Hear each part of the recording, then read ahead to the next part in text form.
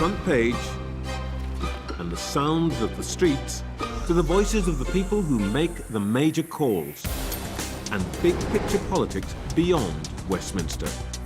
We'll put you at the heart of our story. A new start to Sunday. I'm ready. Are you? Join me, Trevor Phillips, Sunday mornings on Sky News.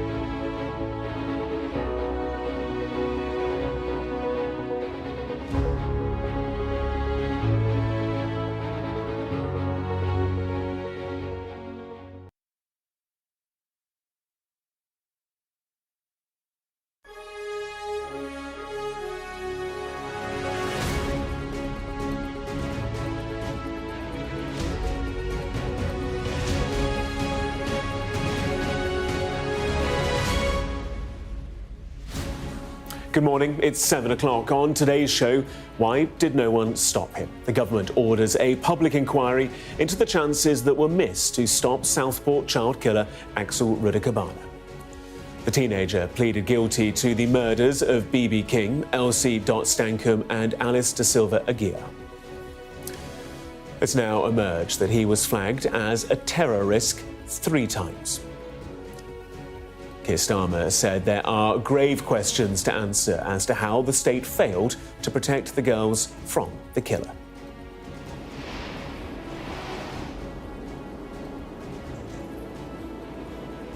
The Prime Minister will hold a press conference here in Downing Street at 8:30. We'll bring it to you live. And good morning from Washington, where Donald Trump has returned to the White House in triumph. On a remarkable first day and night, he pardoned almost all of the January the 6th rioters. He's also declared a national emergency on the US-Mexico border, taken America out of the Paris Climate Agreement and withdrawn from the World Health Organization. And talking of the assassination attempt on him, Trump says he was saved by God to make America great again.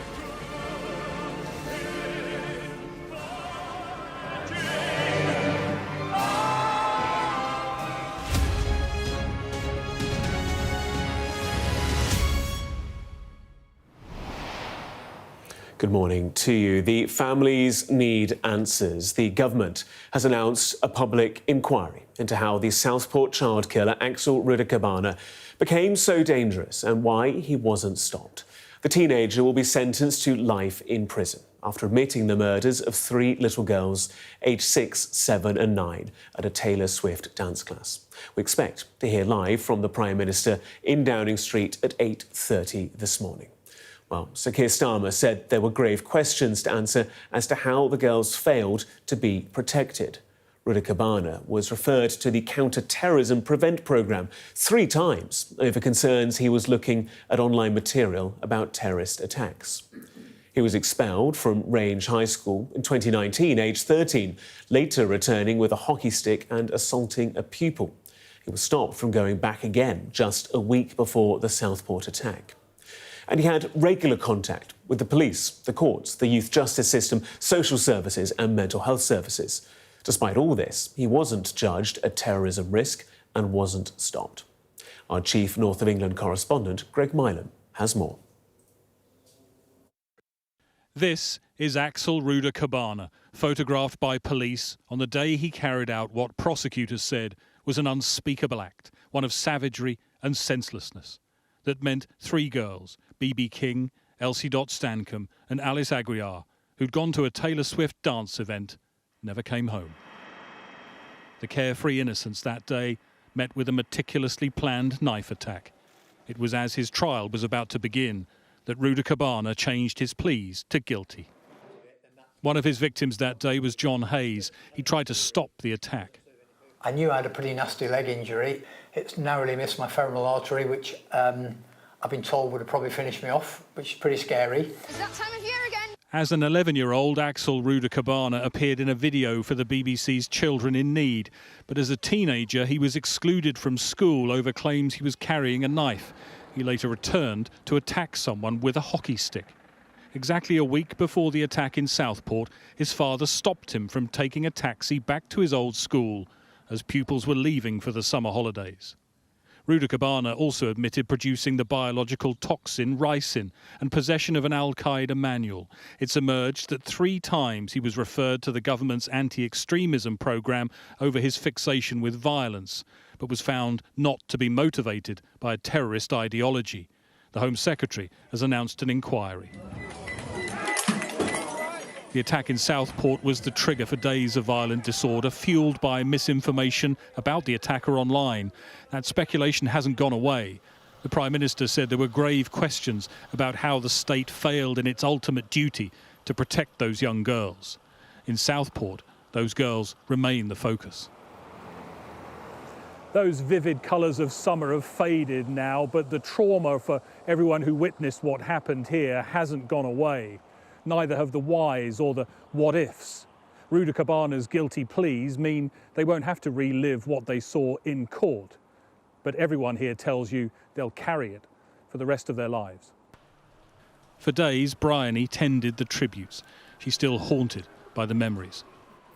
I remember the parents turning up to pick their kids up from the class that they were in, and they were just abandoning the cars and running down the road screaming. It was just, I'll never forget that. I'll never forget that sound.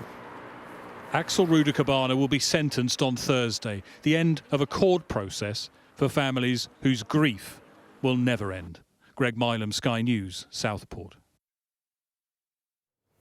Our political correspondent Serena Barker-Singh is in Downing Street. We expect to hear from the Prime Minister there later this morning.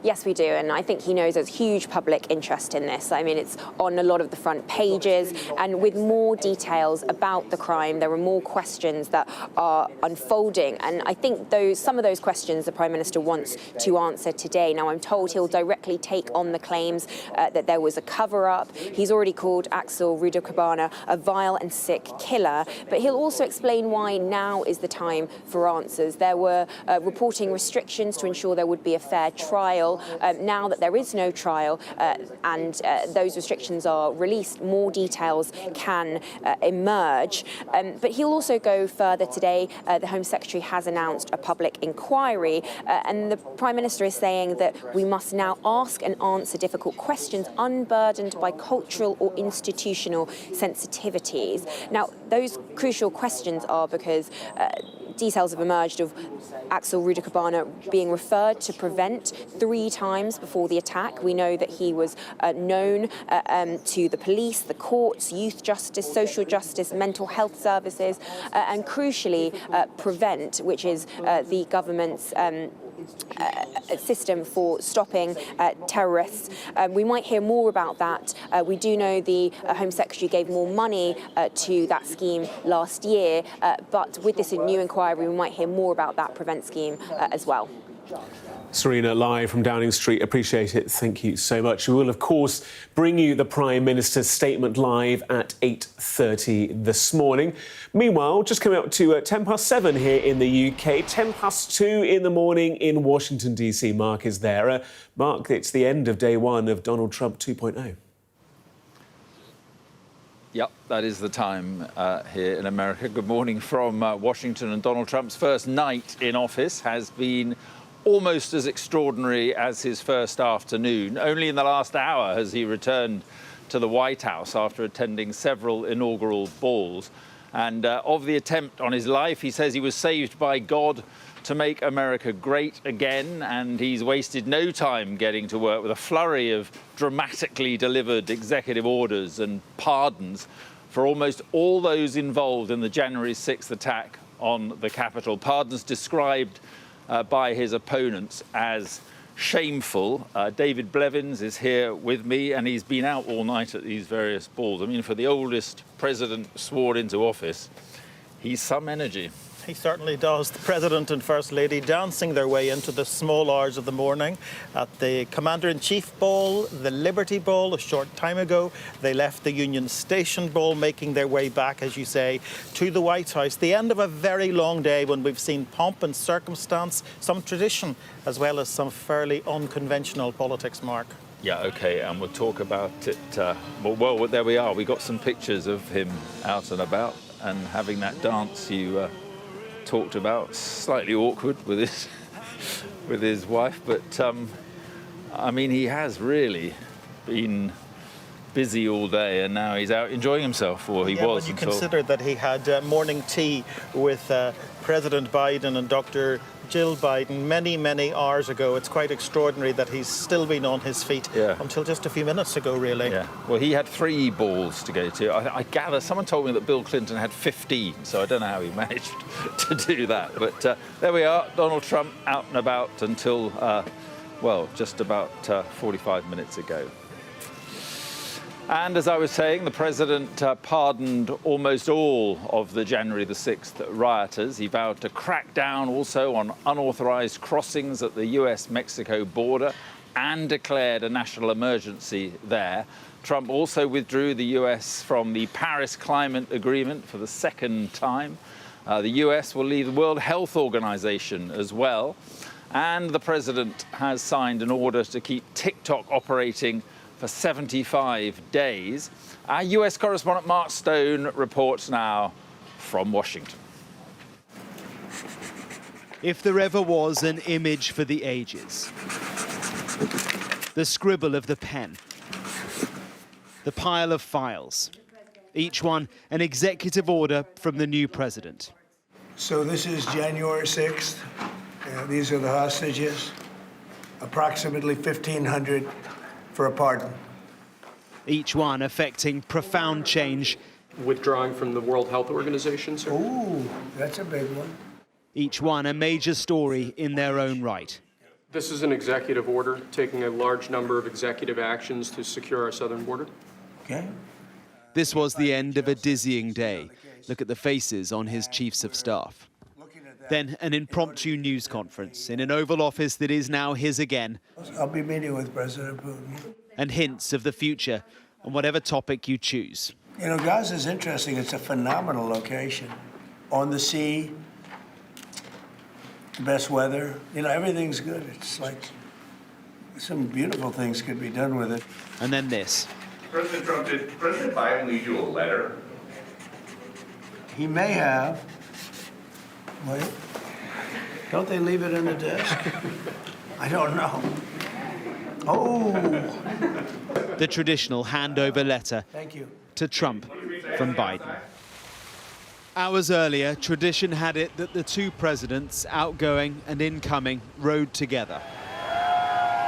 Up Pennsylvania Avenue, from the White House to the Capitol for the handover. To have had an ear in the presidential beast for this journey. And then the cold weather rejig from outside to in offered quite the symbolism as President-elect Trump approached the Capitol Rotunda. Broken into by his supporters just 4 years ago, he was here now with a Democratic mandate to take the oath of office again. Ladies and gentlemen. This was a day to people watch. Who's in, who's out, who's proud, who's not. And the New World Order was on full display. Row one, not the cabinet, no. The billionaire owners of tech companies. The profound, powerful culture shift to Trump, front row. Behind them, the cabinet. Together, gathered for the swearing in. Please raise your right hand and repeat after me. I, Donald John Trump, do solemnly swear. I, Donald John Trump, do solemnly swear. That I will the greatest comeback in political history complete. So help me God. So help me God. Congratulations, Mr. President. The first word was for his predecessor. Thank you, Joe, he said, before proceeding to eviscerate Biden and all he stood for in an inauguration speech that was Trump to a T. For many years, a radical and corrupt establishment has extracted power and wealth from our citizens while the pillars of our society lay broken and seemingly in complete disrepair. There were no platitudes. It was his American carnage speech from his first inauguration, but reformed, reframed, peppered with hope and promises of change his way. All the campaign catchphrases which propelled him to power were there. We will drill, baby, drill. Now, with the power of delivery. For liberals, progressives who thought they were the future, this was a body blow. We will forge a society that is colorblind and merit-based.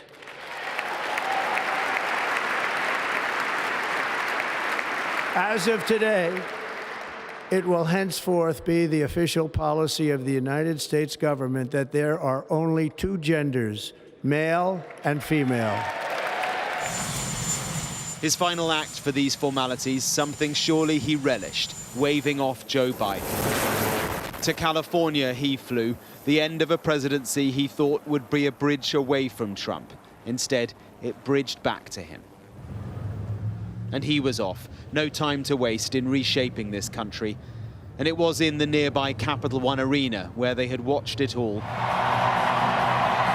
that the day continued. This is what victory feels like. Yeah!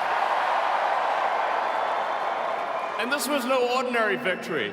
This was a fork in the road of human civilization.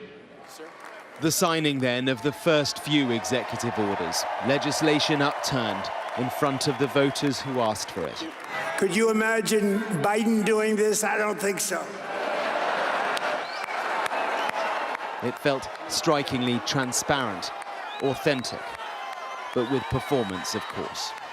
Throughout the day then, Donald Trump has carried a confidence he did not have in 2016. The confidence of delivery, a belief in a changed United States run by Donald Trump. The day America changed, in the days and 4 years ahead, we will find out. Mark Stone, Sky News in Washington. And joining me now is Lord Mark Malloch-Brown, who is president of the Open Society Foundation and a former diplomat, UN official, seen a few American presidents come and go. Thanks for being with us, Mark. And just firstly on those pardons, it's hard to think of a more serious attack on American democracy, and yet now many of these people are walking free. Just one correction, former president of Open Society Foundations, because I do speak here very much in my own role. It is an extraordinary set of pardons, but it's a set of pardons, remember, which also includes some of Joe Biden's relatives. And in that sense, you know, I think you've got real stress on day one to, you know, American democracy and its law base. I mean, Biden may be completely justified in what he's done, but those pardons will have made Trump's pardons, frankly, much easier. And, you know, so I think, to the rest of the world, see an America which is, before the night was closed, had rode past the legal and constitutional norms of the past in a way which leaves its final destination one of great uncertainty.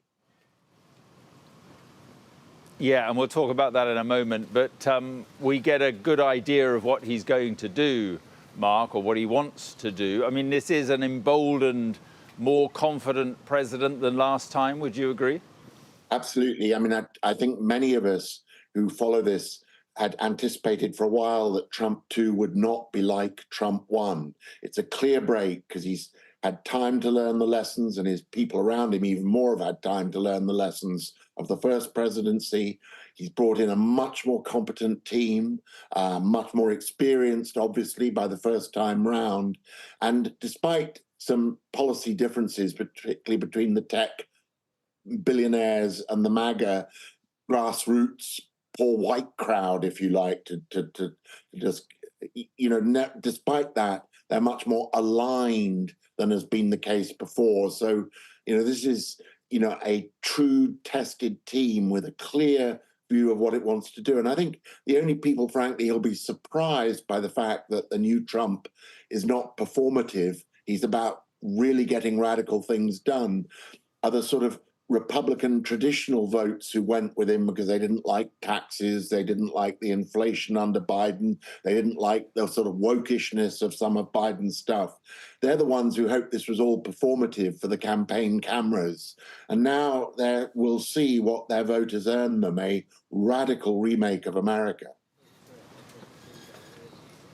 Yes, I mean, it is unapologetically America first. We know that. What does that mean then for international alliances? What does it mean for NATO, for the UN, you know, and countries like the UK?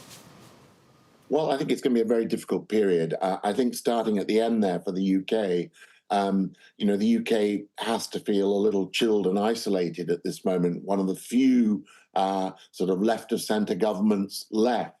And that number diminishing fast. So, you know, I think whatever Trump's personal approach to Starmer and the rest of the Labour team, the new ambassador to Washington, etc., you know, in truth, the UK will find itself rowing in a rather lonely direction compared to the rest.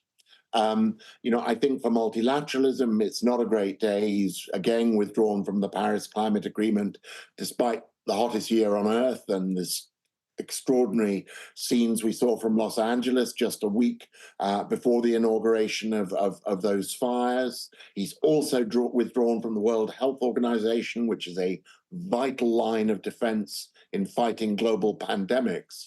I think more typically, you know, across the bilateral dimensions of US foreign policy, you know, the Trump unpredictability has some virtues. I agree with the Trump people. We probably wouldn't have had this hostage release agreement in Gaza without Trump's sort of looming over the negotiation and threatening both sides to get them to a deal. So even though it was Biden's deal in design, it was Trump's forcefulness that got it there. So, you know, it's not that there's nothing for the good on that side of the ledger. There may be quite a lot, but the unpredictability, the lack of principle, the transactionality of American foreign policy is likely to cause a lot of bumps and potential mistakes in the road as enemies and friends alike try to guess what his red lines are and surprised that they're either less than they expect or more than they suspect. But that uncertainty often generates unintended conflicts and breakdown. Yes. Yes, I mean, that is true. But finally, when all is said and done, this is what the American people voted for. They know what they get with Donald Trump and all that unpredictability. Well, look, you're quite right, Mark, and you had an almost elegiac tone to your wonderful coverage of the events of yesterday. It is a historic moment. This is one of the most, almost certainly one of the most important elections we've seen in a long time, for better or for worse. And it's also true the Democrats lost it as much as Trump won it. I mean, they put in a dismal campaign at the end of a pretty not a great presidency. And so, but, what it's led to is this figure rising from the ashes, literally from behind convictions, from behind losing a presidential election, to mount the greatest comeback, frankly, in presidential history, probably. He's right to describe it that way. But the portents for America, I think one has to say, as a lifetime friend of the country, not great. No, well, listen, Mark, appreciate you talking to us this morning. And you mentioned the Democrats. I mean, that is a whole other interview to get into, what happens to the Democrats. But thank you very much indeed, Mark, for being with us. Thank you. Thank you.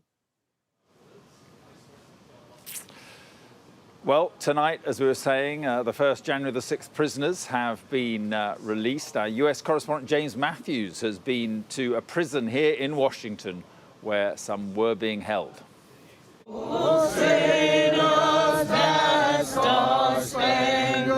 They sang outside Washington's prison last night.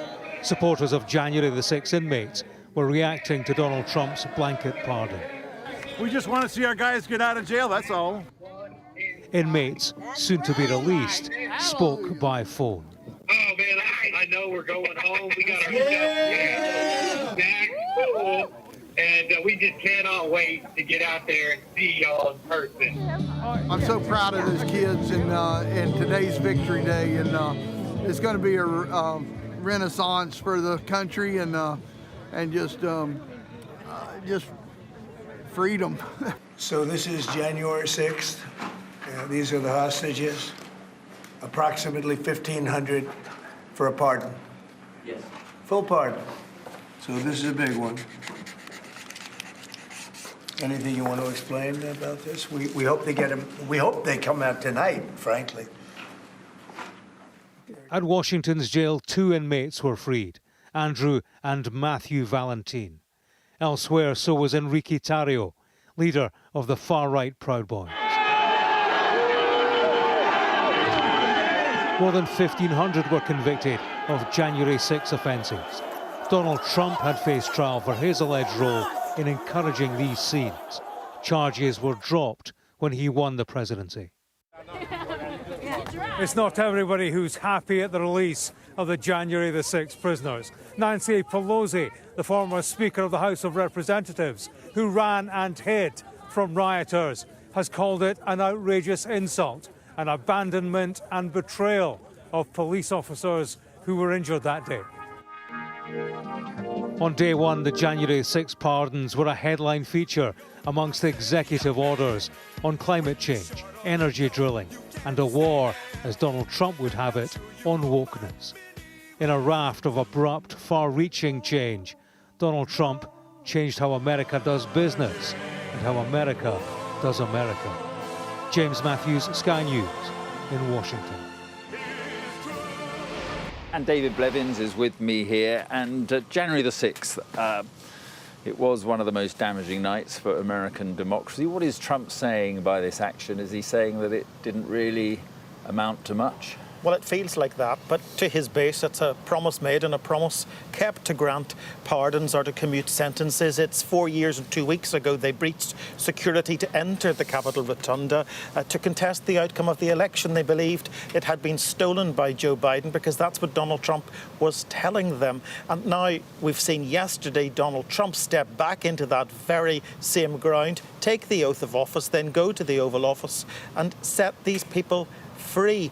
all day and throughout the campaign, he described them as hostages. In fact, he used that language in front of the families of Israeli hostages. But Donald Trump believes these people should never have been convicted, and he's therefore issued these orders. Right, and on a more a broader picture, look, he said he'd get down to business. That's what he said to his supporters, and to be fair, that's what he's done. Mark, the US networks are describing it as a flurry of executive orders. I think avalanche might be a more appropriate term. More than 100 of them. And again, while many of them play to the Donald Trump base because he is issuing this national emergency at the US-Mexican border to justify mass deportations, he is doing things like indicating that they're only recognizing two genders, male and female. That's all the kind of language his people want to hear. But when he talks about withdrawing from the Paris Climate Agreement or withdrawing from the World Health Organization, that sends a very clear signal to the rest of the world that America is going back to the future, back to this isolationist America first place, and it's going to take some time for the rest of the world to readjust to that new world. David, thank you very much indeed. Let's have a look at the White House tonight, and it has a new occupant. President Trump is back and hopefully, although there are a lot of lights on there, hopefully getting some kit. We'll be back after the break from Washington and, of course, from London.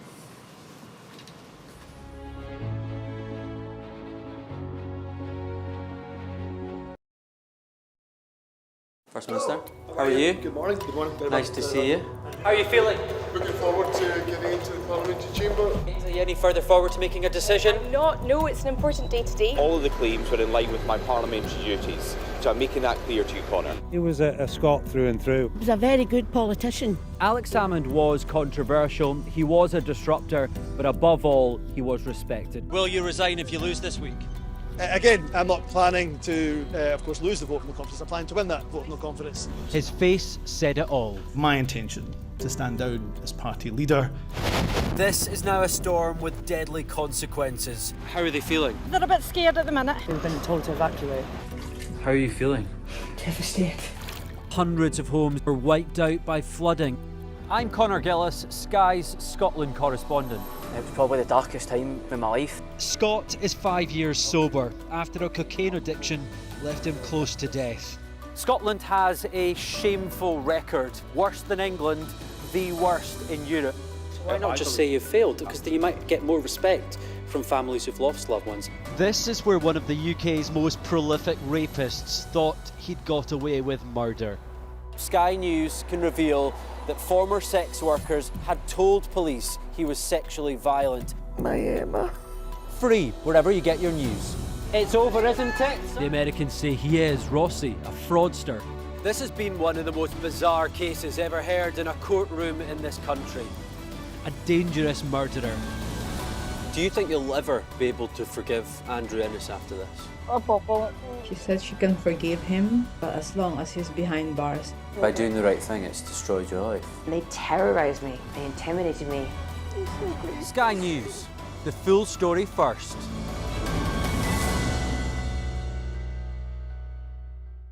I'm James Matthews and I'm Sky's US correspondent, based here in Washington, D.C. Donald Trump, it would appear, is about to learn his fate. There's no doubting the strength of this hurricane as it roars through. Sky News, get the full story first. Do you fear a fourth indictment? Is it a drug? He's from Sky News. He's from Sky News. He's entitled to ask me questions. There's always more to the news than a headline. We want to discover, to delve a little deeper, to find out what's really going on.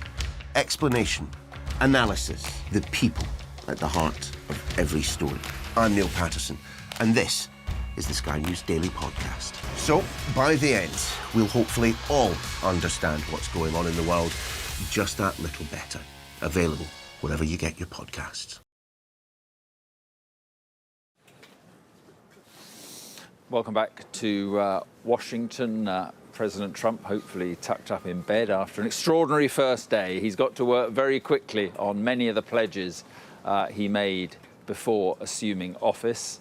The 47th president signed a flurry of executive orders that included pulling out once again of the Paris Climate Agreement and cutting ties also with the World Health Organization.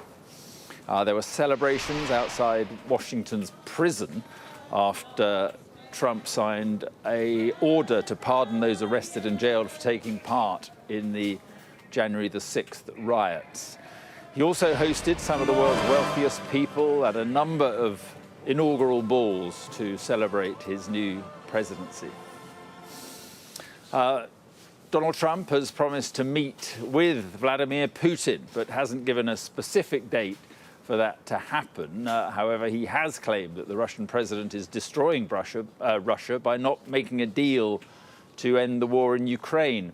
Trump has threatened new tariffs on China if the United States isn't given control of half of the social media site TikTok. In a moment, the view from Beijing with our Asia correspondent Nicole Johnson. But first, let's go to Moscow and Ivor Bennett. And Ivor, the one thing it seems Trump hasn't got round to yet is a call with Putin. What will Moscow make of President Trump's second term in office? Well, I think they are somewhat optimistic, but cautiously slow, because they're still not sure, like everyone else, what exactly Donald Trump is going to do. And the comments he made in the Oval Office last night really highlight that. Just 2 weeks after he appeared to sympathise with Moscow's position on the issue of NATO membership for Ukraine, calling it an unacceptable provocation, he said something that was really quite critical of Vladimir Putin and almost belittling him, actually, on the topic of the conflict of Ukraine. In Ukraine, he said that Putin is not doing so well. Most people thought that war would have been over in about 1 week, and now you're into 3 years. And he said that Putin it's not making him look very good. And on the prospect of a peace deal, he said that Putin should make a deal. I think he's destroying Russia by not making a deal. I think Russia is going to be in big trouble. So typically blunt. And what's interesting is, as I say, it appears to contradict what he said just a couple of weeks ago. And to me, this is quintessential Donald Trump. He is being unpredictable, contradictory, keeping everyone guessing as to which way he's going to go. And I think it's a deliberate tactic, which has proven very successful in the last couple of months in moving the dial on Ukraine. All his talk of wanting to get a swift conclusion to the war has pushed both sides closer to the negotiating table, with both sides in the last couple of months since his election win in November now talking about compromise for the first time. I think it's working because both sides know that Donald Trump has leverage over them. US military support to Ukraine, sanctions over Russia. What they don't know is that which side he's going to favour ultimately, and these latest comments in the Oval Office are designed to keep people guessing further. And just very quickly, he also said, as you say, that he will meet Vladimir Putin. We don't know where, we don't know when, but it does seem likely to happen in the not too distant future. So watch this space. Yeah, OK, Ivor, thanks very much indeed. Let's go to Beijing and speak to Nicole Johnson. And Nicole, Trump, of course, spoke to President Xi Jinping last week. He's also criticised China, though, for activities in the Panama Canal. He's threatening high tariffs on China. Is a trade war looming, do you think? I think it's really too early to say when it comes to trade. But what's been interesting watching the speeches over the last day is that while China was mentioned, it wasn't a major theme. As you said, it was mentioned in reference to the Panama Canal and with President Trump saying that he wants to take it back. Clearly, the canal is not owned by China, but China does have vast infrastructure around it. It has a terminal, a subway, all sorts of things that clearly President Trump has decided is a threat. He also referenced China talking about pulling out of the Paris Climate Agreement. He said that it pollutes with impunity. That is something that China would obviously push back on. This country is undergoing a green technology revolution in electric vehicles, solar panels, lithium batteries. It's leaving the rest of the world for dead in that respect. But on tariffs, it is still very unclear. In the lead up to the election, President Trump threatened tariffs of up to 60%, but no serious mention of them today. He hasn't imposed them on China on day one. As you said, they had that phone conversation on Friday. It seems that both sides, for now at least, want to keep the relationship stable, to see what happens and to see what the reaction from Donald Trump is. It's likely we'll hear from China's Ministry of Foreign Affairs in the next couple of hours. If they mention it, they will say a consistent line, which is that they want mutual cooperation, coexistence and a win-win relationship with the United States. Well, both China and President Trump are pragmatic, so we'll have to wait and see how all of that plays out. Nicole, thank you very much indeed. Joining me now is Sir Nigel Sheinwald, former ambassador to the British ambassador to the US. Thank you very much for being with us. It all adds up to an astonishing first day, really, for Donald Trump. What do you make of it all? Well, you talked about a flurry. It certainly felt like that yesterday. And I think it's the second Trump era. It feels a lot like the first. But this is a president who has prepared better. As he said yesterday in his speech, he's got a lot more experience as a result of what happened in his first term. He's more vengeful. He will continue to dice with the law and with the Constitution. I think some of his announcements on the first day showed that. He wants to be, he says, a peacemaker and a unifier. It's not entirely clear how he's going to do that, as your correspondents have been making clear.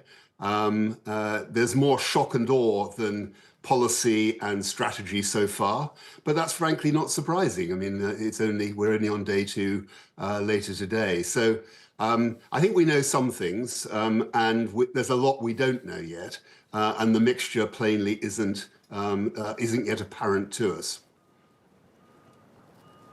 Do you think there's a real chance that the Trump administration could reject Peter Mandelson as the new US ambassador? I think it's very, very unlikely. I mean, I thought I'd read weeks ago when Peter Mandelson's appointment was announced that they consulted Trump's team. They would no doubt have consulted Trump himself in the early stages, just as they would have consulted the Biden administration. I guess they've got to give their agreement to the appointment formally, but I'd be very, very surprised if they did that.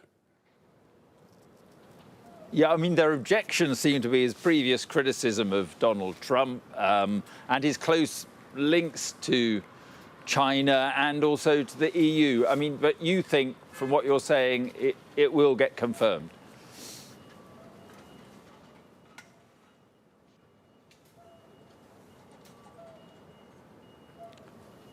Right. Have we lost? Can you hear me, Sir Nigel? I can, yeah. It's going in and out a bit. Yeah, go on.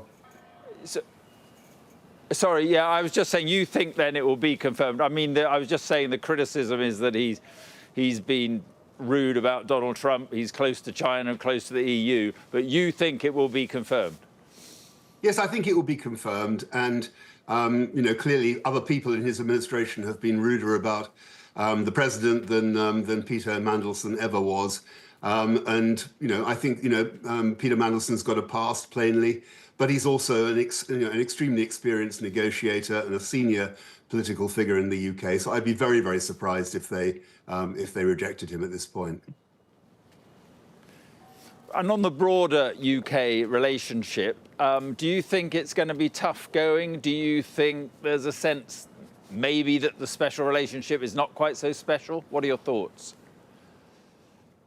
Well, I think it's going to be a very difficult period for our government and for transatlantic relations more generally. That much is clear. I mean, the one word you didn't hear yesterday was alliances or friendships with other countries. That's not part of the playbook for the time being.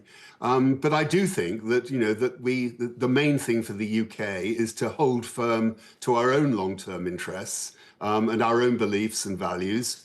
And work with Trump to the maximum extent we can, because plainly we need the United States, but we also need a developing relationship with Europe, where most of our trade is. It's not with America, but with Europe.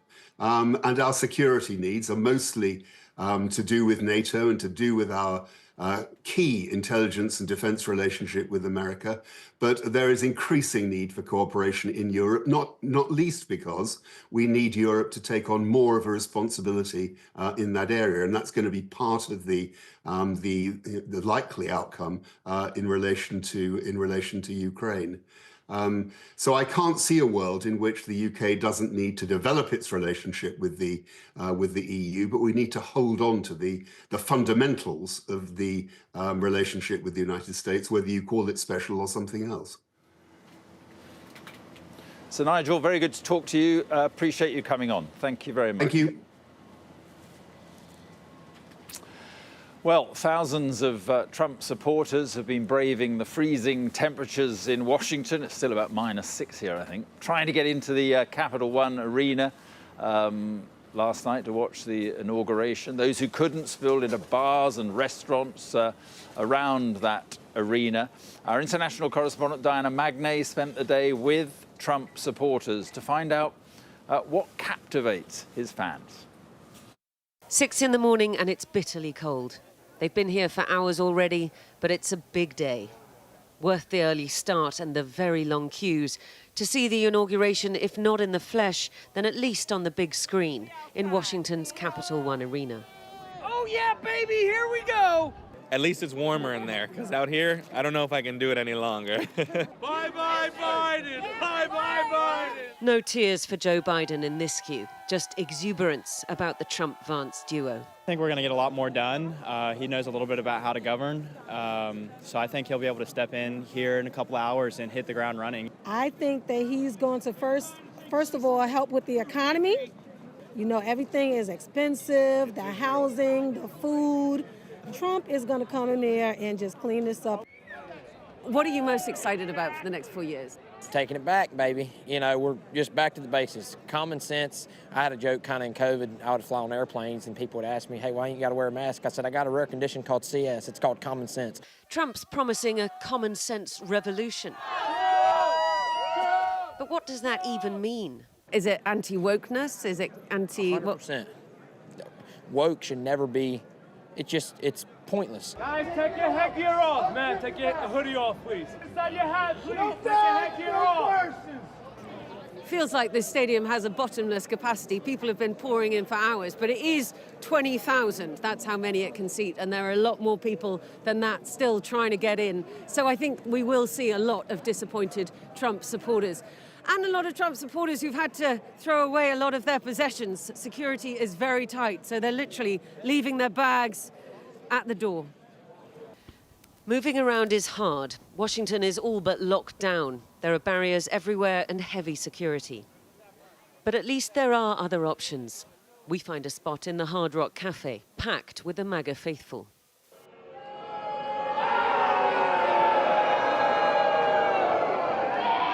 All waiting for the moment when their guy gets sworn in.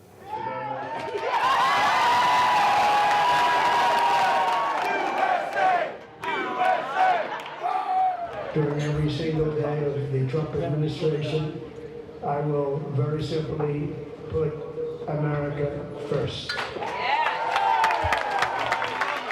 Drill, baby, drill. Got some of the biggest cheers, no matter about the climate. Also, Elon Musk has a lot of fans in this gathering. We'll just go and find out why. If you saw the gas prices, literally you'd be out there with them drilling. What about Elon Musk? Why does he get such a cheer? Dude's really smart. Dude's really smart. And you know what? We should be honoring people who have that kind of intelligence. There are a lot of hopes riding on this presidency, and a lot of fears too. But those in the Capitol on this inauguration day are much quieter. Diana Magnay, Sky News, Washington. There we are. That's it for now from Washington. Let's see what day 2 of Donald Trump has in store for us. We'll be back from Washington in the next hour.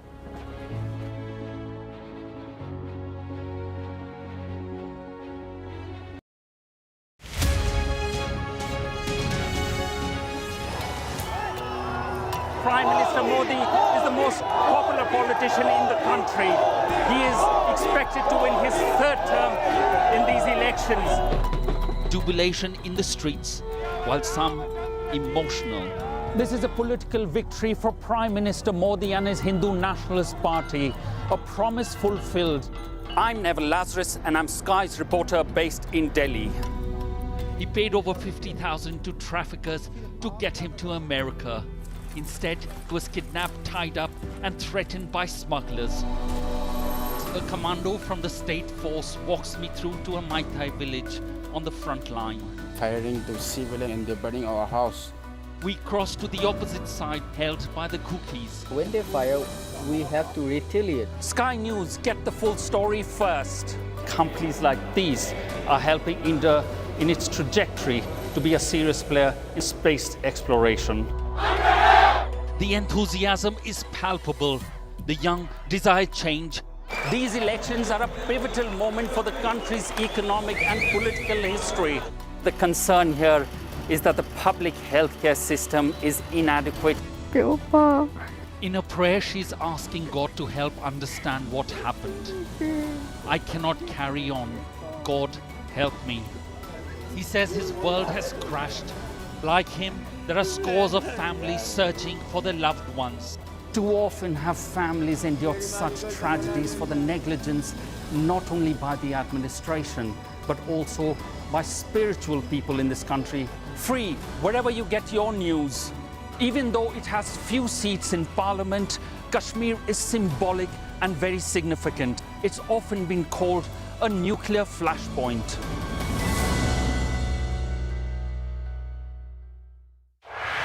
Our app gives you the very best of Sky News wherever you are.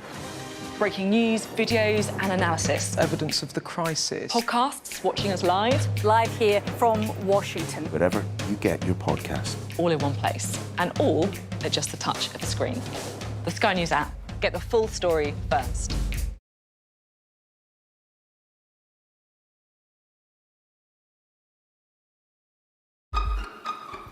We've got your Sunday mornings covered. From the front page and the sounds of the streets to the voices of the people who make the major calls and big picture politics beyond Westminster. We'll put you at the heart of our story. A new start to Sunday. I'm ready. Are you? Join me, Trevor Phillips, Sunday mornings on Sky News. You're watching Breakfast on Sky News. Gareth Barlow with you in London. We'll have more from Mark and the team in Washington in the next hour. Meanwhile, here in the UK, Prince Harry's trial against News Group newspapers begins this morning. The Duke of Sussex claims the publisher of The Sun used unethical and illegal methods to gather stories about him. And our royal correspondent, Rhiannon Mills, has more details. Prince Harry is no stranger to taking on the newspapers. 2023, he took on the Mirror Group and won. Now it's the publishers of The Sun and the News of the World he'll face in the same building. This time, his path to trial focuses on 30 articles, largely written when Harry was in his teens and 20s between 1996 and 2011. Stories he claims were obtained illegally through private investigators or reporters blagging information from third parties. Allegations that News Group newspapers deny. We're also big fans of Prince Harry.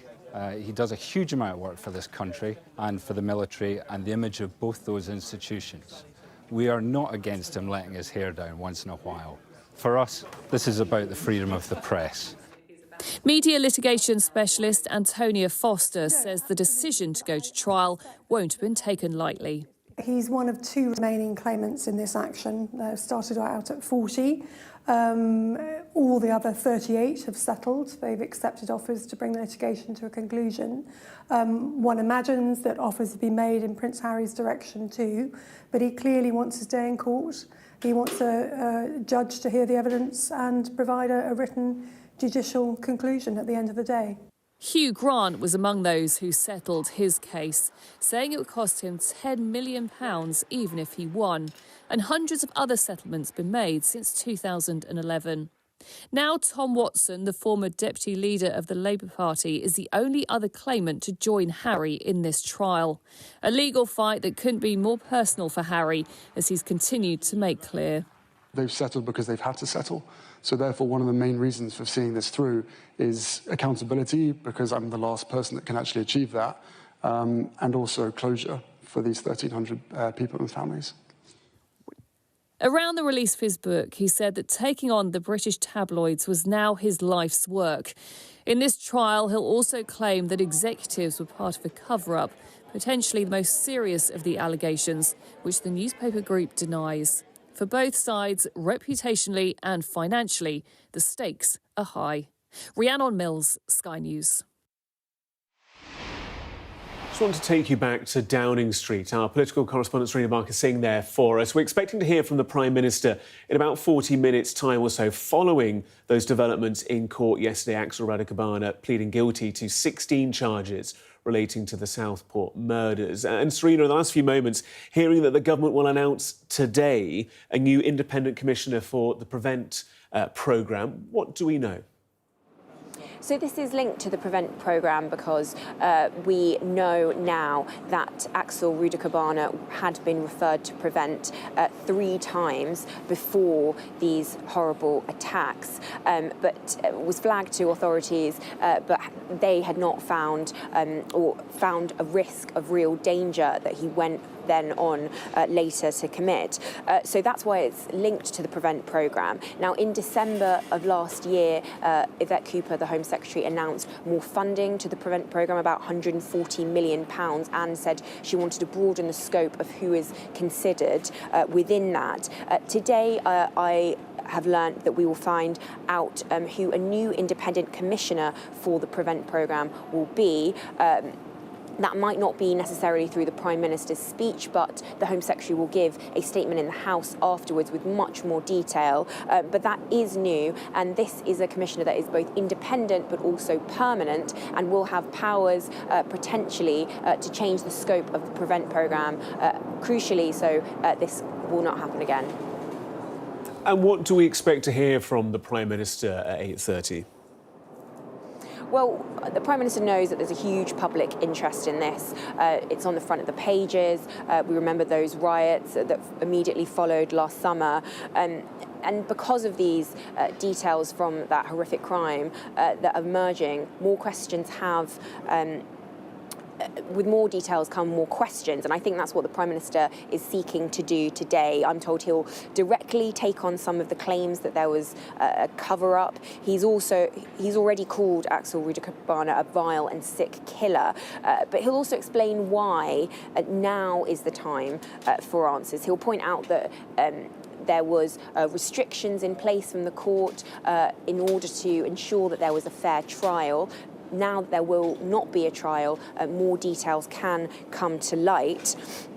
And also, crucially, announcing a public inquiry, which he says should be unburdened by cultural or institutional sensitivities and only driven for the pursuit of justice. Now, that's because we know, as I've mentioned, that that he'd been referred to Prevent, but also a number of institutions that were aware of, or should have been aware of, some of the risks: the police, the courts, the youth justice, social justice, and mental health services. So focus on the inquiry and a big platform, of course, from the Prime Minister in number 9 today, outlining some more detail for us. Opposition parties vocally asking questions of the Prime Minister, but those Prevent referrals happened from 2019 to 2021 during a period in which the Conservatives were in government, and there will surely be questions for the Tory party too. Yeah, I think so. I think we won't know how long this inquiry will take. Of course, the opposition do support this public inquiry, but as you say, under their watch, and they will, of course, come under scrutiny under that as well. Serena Barker saying in Downing Street for us. Thank you so much. You can, of course, scan that QR code for more details. We will bring you the statement from the Prime Minister. That's coming up at 8:30 this morning, live here on Sky News. We'll bring you his comments as we get them. Of course, plenty more insight and analysis and background into those shocking events in Southport. You can get that for yourself on the Sky News website and the Sky News app. In the next hour, of course, we will also take you to Washington. Mark and the team there reacting to President Trump's inauguration as the 47th President of the United States. A chilly start to the day there in Washington, D.C. That inauguration taking place indoors because of that weather. Avalanche of executive orders signed already, changing the state of politics in the US. We'll bring you the full story.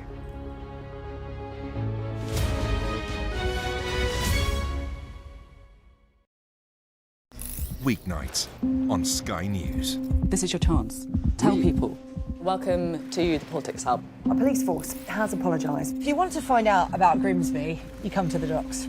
I'm live in Jerusalem. Are you not concerned that that could lead to all-out war? Hello there, good evening. There are fears of an upsurge in violence. What's at stake here? You are watching the press preview, a first look at the front pages as they arrive.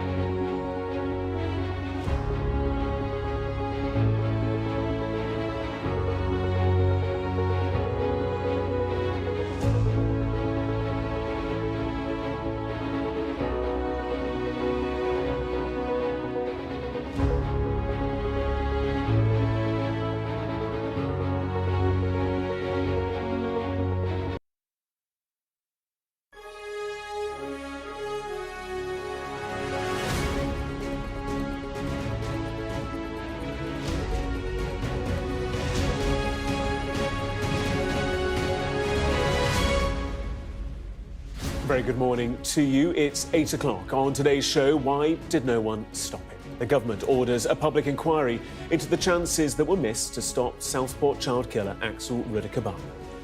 The teenager pleaded guilty to the murders of B.B. King, Elsie Stankham and Alice Da Silva Aguirre. It's now emerged that he was flagged as a terror risk 3 times. Keir Starmer said there are grave questions to answer as to how the state failed to protect the girls from the killer. The Prime Minister will hold a Downing Street presser here today at 8:30. We'll bring you it live. And good morning too from Washington, where Donald Trump has returned to the White House in triumph. On a quite remarkable first day and night, he pardoned almost all of the January the 6th rioters. He's also declared a national emergency at the US-Mexico border, taken America out of the Paris Climate Agreement and withdrawn from the World Health Organization. And talking of the assassination attempt on him, Trump says he was saved by God to make America great again.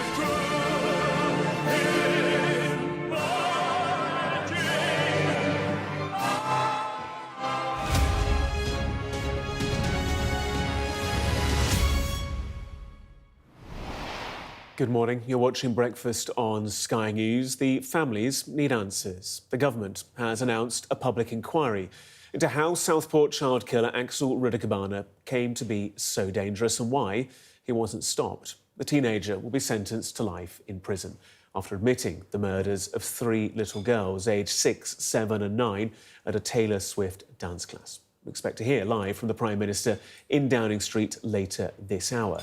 Well, Sir Keir Starmer said there were grave questions to answer over failures to protect the girls. Rudakubana was referred to the Counter-Terrorism Prevent programme 3 times over concerns he was looking at online material about terrorist attacks. He was expelled from Range High School in 2019, aged 13, later returning with a hockey stick and assaulting a pupil. He was stopped from going back again just a week before the Southport attack. And he had regular contact with the police, the courts, the youth justice system, social services and mental health services. Despite all that, he wasn't judged a terrorism risk and wasn't stopped. Our chief North of England correspondent, Greg Milam, has more. This is Alex Rudakubana, photographed by police on the day he carried out what prosecutors said was an unspeakable act, one of savagery and senselessness, that meant 3 girls, B.B. King, Elsie Stancombe and Alice Aguiar, who'd gone to a Taylor Swift dance event, never came home. The carefree innocents that day met with a meticulously planned knife attack. It was as his trial was about to begin that Rudakubana changed his pleas to guilty. One of his victims that day was John Hayes. He tried to stop the attack. I knew I had a pretty nasty leg injury. It's narrowly missed my femoral artery, which I've been told would have probably finished me off, which is pretty scary. It's that time of year again. As an 11-year-old, Alex Rudakubana appeared in a video for the BBC's Children in Need. But as a teenager, he was excluded from school over claims he was carrying a knife. He later returned to attack someone with a hockey stick. Exactly a week before the attack in Southport, his father stopped him from taking a taxi back to his old school as pupils were leaving for the summer holidays. Rudakubana also admitted producing the biological toxin ricin and possession of an al-Qaeda manual. It's emerged that 3 times he was referred to the government's anti-extremism programme over his fixation with violence, but was found not to be motivated by a terrorist ideology. The Home Secretary has announced an inquiry. The attack in Southport was the trigger for days of violent disorder, fuelled by misinformation about the attacker online. That speculation hasn't gone away. The Prime Minister said there were grave questions about how the state failed in its ultimate duty to protect those young girls. In Southport, those girls remain the focus. Those vivid colours of summer have faded now, but the trauma for everyone who witnessed what happened here hasn't gone away. Neither have the whys or the what-ifs. Rudakubana's guilty pleas mean they won't have to relive what they saw in court. But everyone here tells you they'll carry it for the rest of their lives. For days, Bryony tended the tributes.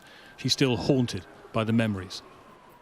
I remember the parents turning up to pick their kids up from the class that they were in, and they were just abandoning the cars and running down the road screaming. It was just, I'll never forget that. I'll never forget that sound. Alex Rudakubana will be sentenced on Thursday, the end of a court process for families whose grief will never end. Greg Milam, Sky News, Southport. Well, in a moment, we'll join our political correspondent, Serena, in Downing Street, ahead of the Prime Minister's address at 8:30. First, though, to Southport, our North of England correspondent, Katrina Fatosi, is there for us. We've talked lots in the last couple of days about Alex Rudakubana, but it's also so important to talk about the victims of this tragic incident, the community of Southport and the people who are living with the impact of what happened last year. Yeah, I'm stood in central Southport in this square where in the days and weeks and even months following that July attack last year, it was full of flowers and memories and cards and balloons and people just wanting to come here to pay tribute, to remember and to show their sympathy to this community, which, as you saw from Greg Milam's report there, continues to bear the trauma of what happened here. And now there will be equally numbers and great many numbers of questions as to how what happened was allowed to happen, or whether there were key opportunities missed to stop Axel Rudakubana in doing what he went on to do. 3 prevent referrals over the course of 17 months will be key in trying to uncover really what led to Axel Rudakubana becoming such a dangerous and violent young man. Those referrals made by the schools he attended, over 17 months, 3 referrals to the prevent programme. Were there opportunities missed? I think it is something that the people of this community and across the country will be asking, and it will be very interesting to see how the Prime Minister addresses those concerns later this morning. Katerina, thank you. Well, let's cross to Downing Street. Serena there for us.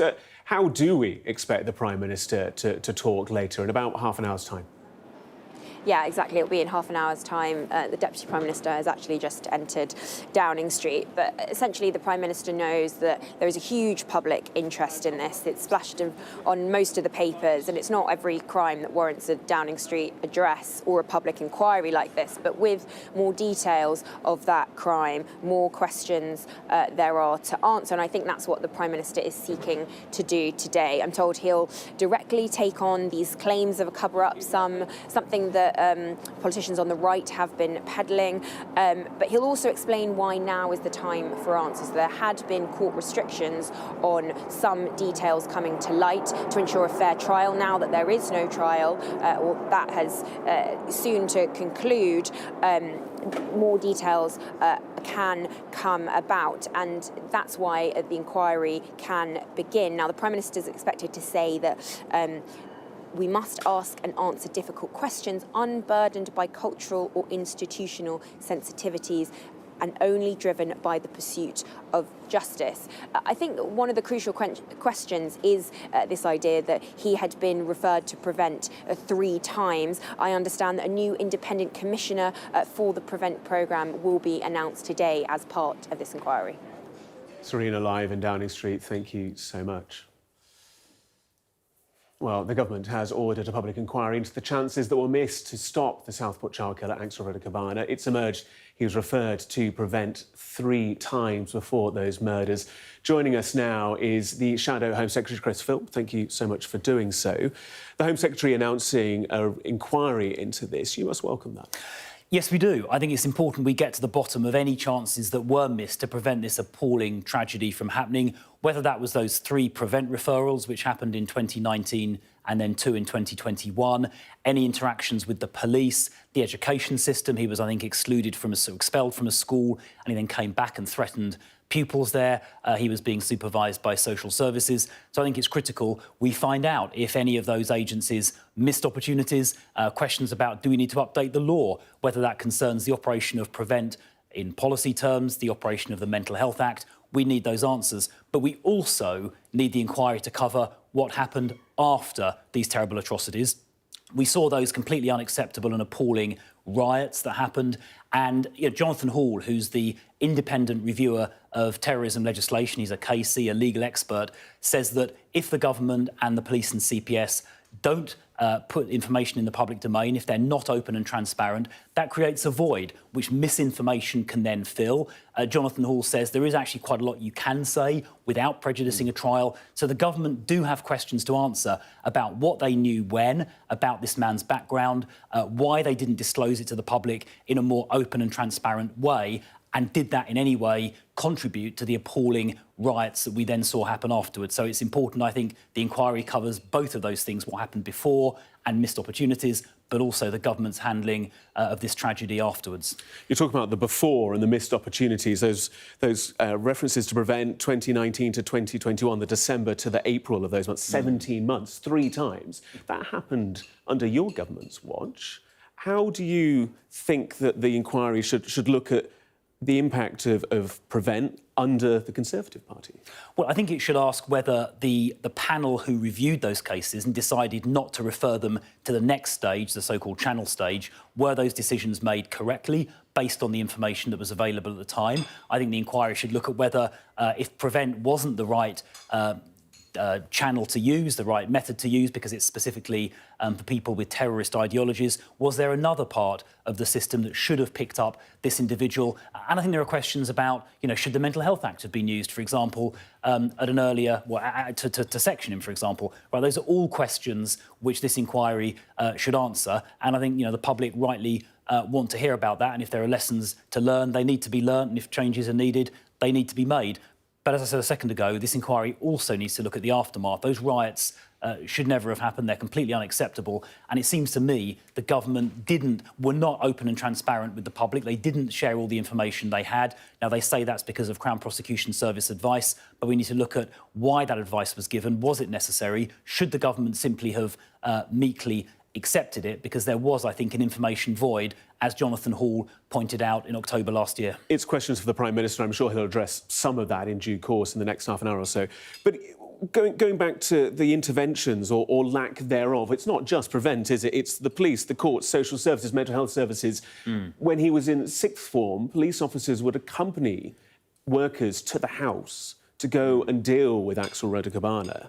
How can not just one programme, but the state in its entirety failed to support and prevent a 13-year-old, as he was at that point, becoming the 17-year-old killer that he became? Well, that's a very good question, and that is exactly the kind of question the inquiry needs to get to the bottom of. Now, there's no point you and I sitting here speculating. We don't have all the facts in front of us. We don't know exactly what medical reports were done. We don't know what the nature of the referral to the Prevent scheme was. So the inquiry chair needs to forensically go through all of that to ask the question that you just asked. Should something have been done earlier? Does the law need to change? Are all the agencies required in place? Those are exactly the questions the inquiry needs to get to the bottom of. And I'm sure if there are recommendations coming out of that, then, people in Westminster, like right across the House, I'm sure would support whatever the recommendations say if changes are needed. If the recommendations say that more money needed to be put into those agencies, those departments, those support structures over those years, and criticism comes of your party, would you accept that criticism? Well, look, we haven't seen the report, so I'm not going to sort of speculate about what it may say. I would point out that, counter-terrorism policing, for example, has a budget, I think, of over £1 billion a year. It's been increased over recent years. It is quite well resourced. But let's not preempt what the inquiry may say. I'm sure we'll have a chance to debate it when it gets published. But it is critical that inquiry covers not just the before, but what happened afterwards as well. There has been members of the political spectrum, not just your party, but others, who've had a lot to say about this case, a lot to say about it publicly. To what degree do you think that narrative helps? Jake Berry, for example, saying that the scheduling of this case was done on the same day, former Tory politician, as the US inauguration, to try and bury the news. This is not helpful to the wider public conversation, to the misinformation, the disinformation that then occurs, because that court case is scheduled by the courts. That's right, it is. So I think it is important that people debate this in a way that is respectful, that is calm. 3 young girls have lost their lives. 10 other people, he tried to murder 10 other people, 8 children, 2 adults at the same time. So we should keep the victims and their families at the forefront of our minds. We should conduct this debate in a way that is, as I say, just calm and rational. But there are questions the government has to answer about what they knew when, why they weren't open and transparent with the public, it appears, what the rationale was for the CPS advice, should they have accepted it just without question as they appear to have done. And as I say, Jonathan Hall, the independent reviewer, has raised these questions. He raised them last October, and then the public now deserves answers, and the inquiry should cover that as well. Chris Philp, Shadow Home Secretary, thank you so much. Thank you. We're going to take you to Downing Street as well for the Prime Minister's statement live at 8:30 this morning. Lots of questions are being raised, lots of questions to answer. He will address some of those. We will bring you those statements and analysis of what the Prime Minister has to say following those developments from the Home Secretary as well yesterday. Just about 15 minutes to go until that. We'll bring it to you live here on Sky News. We're also going to bring you plenty more on the inauguration of Donald Trump as the 47th President of the US in Washington, D.C. It's an early morning. Good morning to you, Mark. It is early morning. Good morning to you. Good morning from Washington. And Donald Trump's first night in office has been almost as extraordinary as his first afternoon. Only in the last few hours as he returned to the White House after attending several inaugural balls, and of the attempt on his life, he says he was saved by God to make America great again. And he's wasted no time getting to work with a flurry of dramatically delivered executive orders and also pardons for almost all those involved in the January 6th attack on the Capitol. Pardons described as shameful by his critics. David Blevins is here, and what time? It's about 3:15 in the morning. I mean, it wasn't that long ago he got back to the White House. Someday. Yes, the President and First Lady Melania Trump dancing their way out of Inauguration Day. They attended 3 different celebrations: the Commander-in-Chief Ball, the Liberty Ball, the Union Station Ball, showing incredible stamina for a man who's almost 80 years of age, and it had been a very, very long day for him. We saw the tradition surrounding the inauguration, all the pomp and circumstance, and of course we saw some rather unconventional politics too. Yeah, we'll talk a little more in a moment, but the President, as we were saying, pardoned almost all of the January the 6th rioters. He vowed also to crack down on unauthorized crossings at the US-Mexico border and declared a national emergency there. Trump also withdrew the US from the Paris Climate Agreement. That's for a second time he's done that. The US will leave the World Health Organization, and the President has signed an order to keep TikTok operating for 75 days. Our US correspondent Mark Stone reports now from here in Washington. If there ever was an image for the ages, the scribble of the pen, the pile of files, each one an executive order from the new president. So this is January 6th. These are the hostages, approximately 1,500 for a pardon. Each one affecting profound change. Withdrawing from the World Health Organization, sir. Ooh, that's a big one. Each one a major story in their own right. This is an executive order taking a large number of executive actions to secure our southern border. Okay. This was the end of a dizzying day. Look at the faces on his chiefs of staff. Then an impromptu news conference in an Oval Office that is now his again. I'll be meeting with President Putin. And hints of the future on whatever topic you choose. You know, Gaza's interesting. It's a phenomenal location. On the sea, the best weather. You know, everything's good. It's like some beautiful things could be done with it. And then this. President Trump, did President Biden leave you a letter? He may have. Wait. Don't they leave it in the desk? I don't know. Oh. The traditional handover letter Thank you. to Trump from Biden. Hours earlier, tradition had it that the two presidents, outgoing and incoming, rode together. Up Pennsylvania Avenue, from the White House to the Capitol for the handover. To have had an ear in the presidential beast for this journey. And then the cold weather rejig from outside to in offered quite the symbolism as President-elect Trump approached the Capitol Rotunda. Broken into by his supporters just 4 years ago, he was here now with a Democratic mandate to take the oath of office again. Ladies and gentlemen.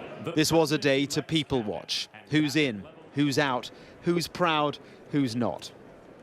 And the New World Order was on full display. Row 1, not the cabinet, no. the billionaire owners of tech companies. The profound, powerful culture shift to Trump, front row. Behind them, the cabinet. Together, gathered for the swearing in. Please raise your right hand and repeat after me. I, Donald John Trump, do solemnly swear. I, Donald John Trump, do solemnly swear that I will. The greatest comeback in political history complete. So help me God. So help me God. Congratulations, Mr. President. The first word was for his predecessor. Thank you, Joe, he said, before proceeding to eviscerate Biden and all he stood for in an inauguration speech that was Trump to a T. For many years, a radical and corrupt establishment has extracted power and wealth from our citizens while the pillars of our society lay broken and seemingly in complete disrepair. There were no platitudes. It was his American carnage speech from his first inauguration, but reformed, reframed, peppered with hope and promises of change his way. All the campaign catchphrases which propelled him to power were there. We will drill, baby, drill. Now, with the power of delivery. For liberals, progressives who thought they were the future, this was a body blow. We will forge a society that is colorblind and merit-based.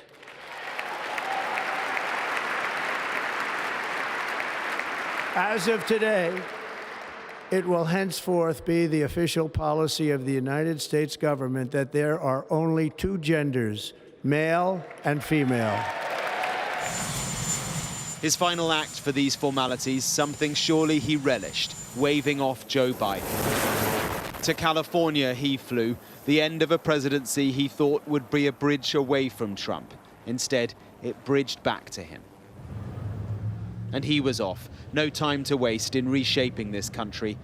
And it was in the nearby Capital One Arena, where they had watched it all, that the day continued. This is what victory feels like. Yeah! And this was no ordinary victory. This was a fork in the road of human civilization. The signing then of the first few executive orders, legislation upturned in front of the voters who asked for it.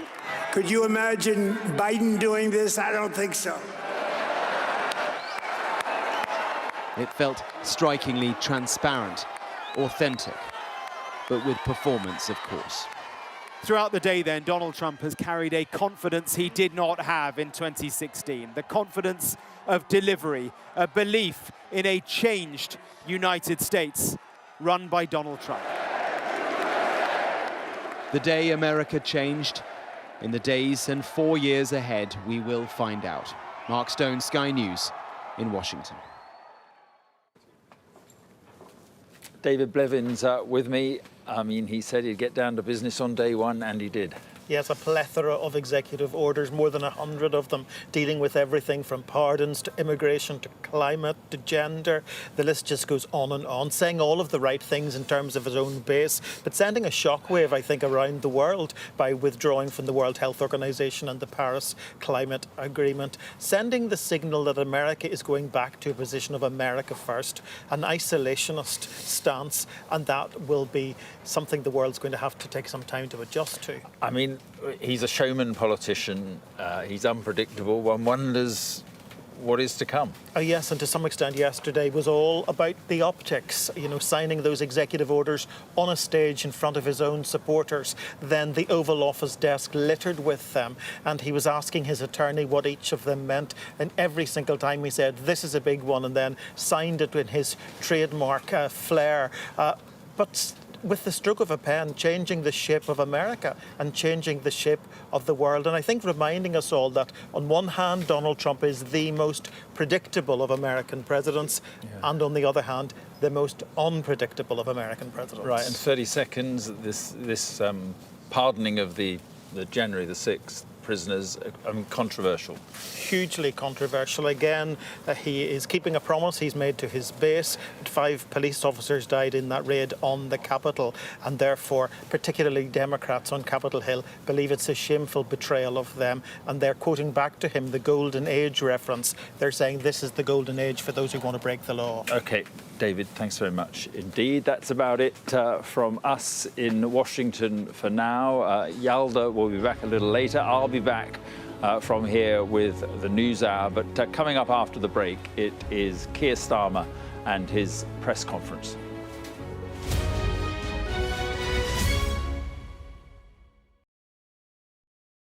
First Minister, how are you? Good morning. Good morning. Nice to see you. How are you feeling?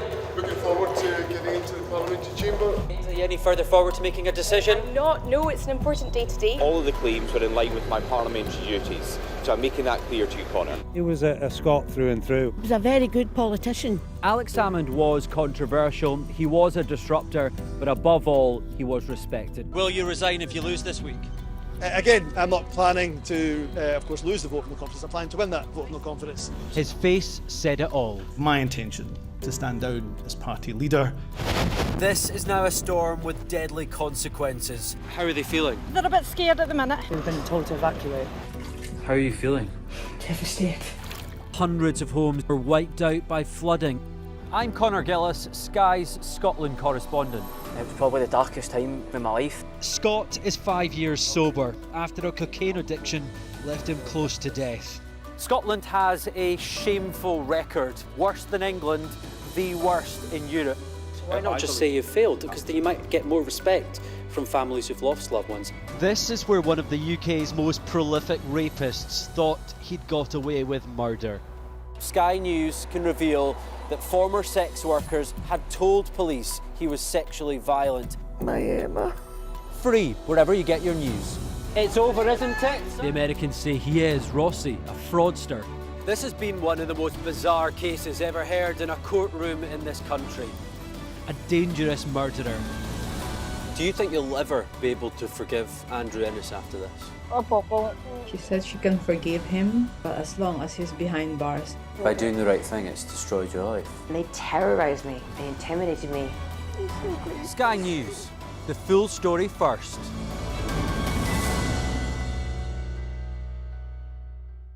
I'm James Matthews and I'm Sky's US correspondent, based here in Washington, D.C. Donald Trump, it would appear, is about to learn his fate. There's no doubting the strength of this hurricane as it roars through. Sky News, get the full story first. Do you fear a fourth indictment? Is it a draw? He's from Sky News. He's from Sky News. He's entitled to ask me questions. There's always more to the news than a headline. We want to discover, to delve a little deeper, to find out what's really going on.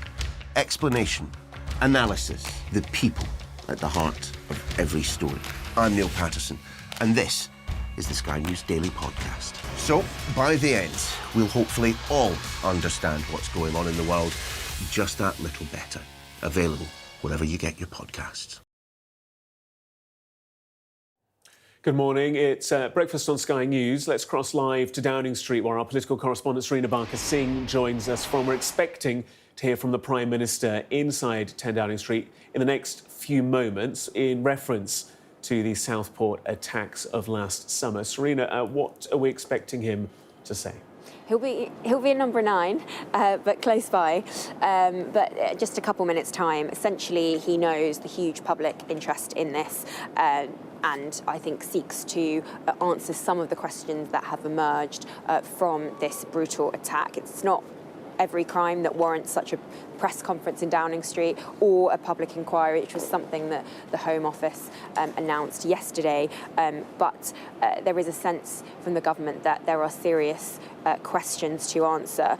And I think the Prime Minister is trying to do some of that today. I'm told he will take on directly the claims of a cover-up, something that those on the right have been peddling. He last night called Alex Rudakubana a vile and sick killer, but he'll also explain why now is the time for those answers to be, for those questions to be addressed, but also for the inquiry. He'll say, or he'll allude to the fact that there was an ongoing trial, there were court restrictions on what could be said, on what details could emerge. Now that we know that there won't be a trial, there can be fully transparent details emerging.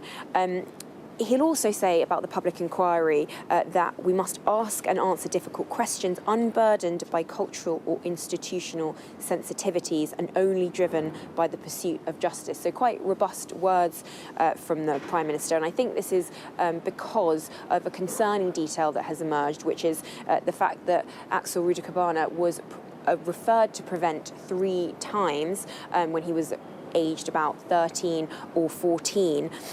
And that's particularly concerning that those risks and the danger that he was to the public hadn't been addressed. We might hear more about that Prevent programme. Girls in Southport is a devastating moment in our history. No words come anywhere close to expressing the brutality and horror in this case. Every parent in Britain will have had the same thought. It could have been anywhere. It could have been our children. But it was Southport. It was Bibi, 6 years old. Elsie, 7. Alice, 9.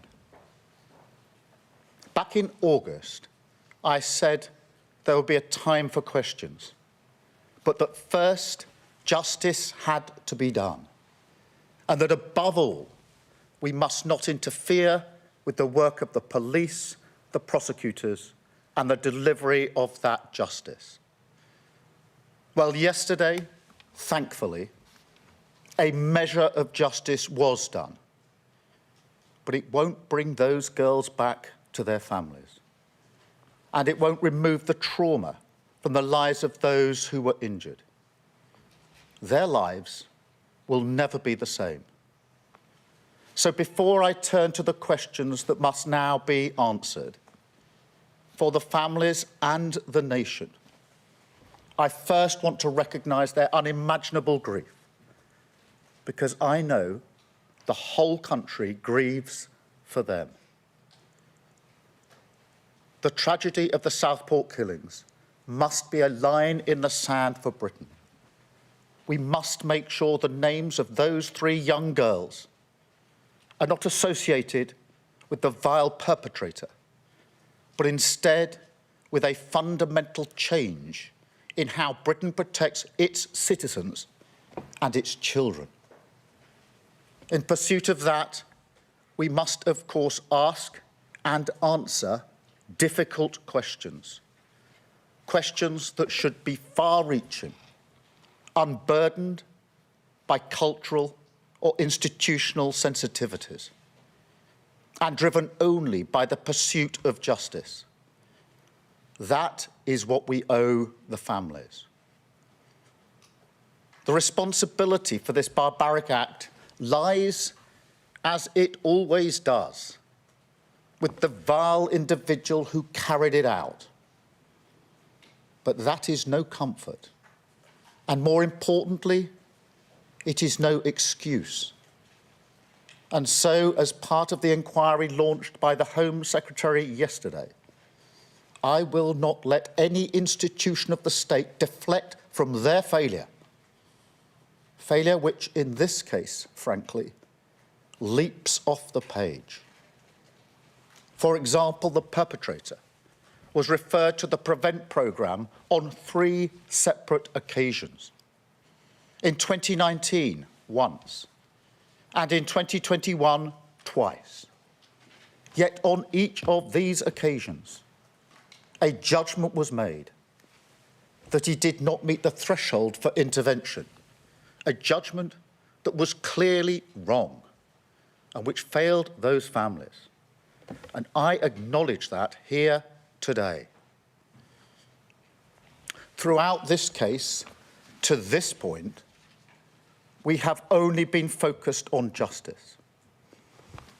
If this trial had collapsed because I or anyone else had revealed crucial details while the police were investigating, while the case was being built, while we were awaiting a verdict, then the vile individual who committed these crimes would have walked away a free man.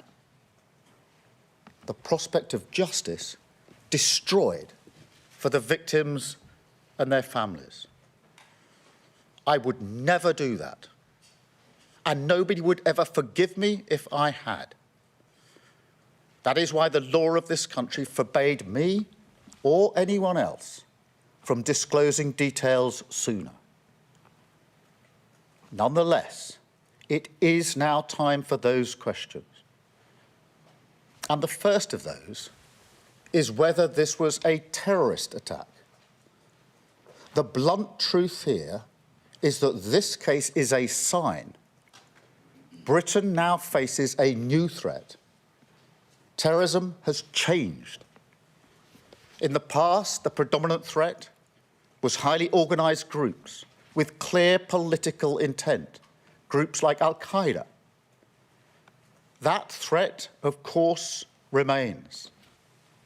But now, alongside that, we also see acts of extreme violence perpetrated by loners, misfits, young men in their bedroom, accessing all manner of material online, desperate for notoriety, sometimes inspired by traditional terrorist groups, but fixated on that extreme violence, seemingly for its own sake. Now, it may well be that people like this are harder to spot, but we can't shrug our shoulders and accept that. We can't have a national security system that fails to tackle people who are a danger to our values, our security, our children. We have to be ready to face every threat. And when I look through the details of this case, the extreme nature of the violence, the meticulous plan to attack young children in a place of joy and safety, violence clearly intended to terrorise, then I understand why people wonder what the word terrorism means. And so if the law needs to change to recognise this new and dangerous threat, then we will change it, and quickly. And we will also review our entire counter-extremist system to make sure we have what we need to defeat it. Now, that work is already underway. I've tasked Sir David Anderson Casey, the new Independent Prevent Commissioner, to hold this system to account, to shine a light into its darkest corners, so the British people can have confidence that action will follow words. But I have to say, to face up to this new threat, there are also bigger questions. Questions such as how we protect our children from the tidal wave of violence freely available online. Because you can't tell me that the material this individual viewed before committing these murders should be accessible on mainstream social media platforms, that with just a few clicks, people can watch video after horrific video, videos that in some cases are never taken down. No, that cannot be right. But it's not just the nightmares of the online world, because when you wake from a nightmare, the first thing you do is reassure yourself with reality. But for far too many people, the state of our society no longer does that. Now, people will say this is all because of immigration or all because of funding cuts. But in truth, neither tells us anything like the full story or explains this case properly. No, this goes deeper. A growing sense that the rights and responsibilities that we owe to one another, the set of unwritten rules that hold a nation together, have in recent years been ripped apart. Children who've stopped going to school since the pandemic. Young people who've opted out of work or education. More and more people retreating into parallel lives, whether through failures of integration or just a country slowly turning away from itself. Wounds that politics, for all that it may have contributed, must try to heal. Thirdly, there are also questions about the accountability of the Whitehall and Westminster system, a system that is far too often driven by circling the institutional wagons, that does not react until justice is either hard won by campaigners or until appalling tragedies like this finally spur a degree of action. Time and again, we see this pattern. And people are right to be angry about it. I'm angry about it. Southport must be a line in the sand. So nothing will be off the table in this inquiry. Nothing. And most importantly, it will lead to change. I know people will be watching right now, and they'll be saying, we've heard all this before, the promises, the sorrow, the inquiry that comes and goes, an inability to change that, frankly, has become the oxygen of wider conspiracy. And we've seen that throughout this case. A suggestion that there has been a cover-up. I want to put on record that yesterday's guilty verdict only happened because hundreds, if not thousands, of dedicated public servants worked towards it, many of whom endured absolutely harrowing circumstances, particularly in the police and the Crown Prosecution Service. That is their job. They are brilliant at it. But we should never forget their service to our country. Law and order depend on them. And yet I'm under no illusions that until the wider state shows the country it can change, not just what it delivers for people, but also its culture, then this atmosphere of mistrust will remain. So I want to be crystal clear in front of the British people today. We will leave no stone unturned. I was the prosecutor who first spotted failures in grooming cases in my institution, the CPS, 14 years ago. And I was the prosecutor who first did something about it by bringing the rape gangs in Rochdale to justice. And so my approach as Prime Minister will be no different. If any shortcomings are now holding back the ability of this country to keep its citizens and its children safe, I will find them and I will root them out. Because when it comes to justice, the failure to be transparent is not only disgraceful on its own terms, it is also the enemy of strong communities. It spreads suspicion more widely and allows division to win. I remember when this happened, in those dark days of the summer. And I remember that, like now, the whole country grieved for Southport.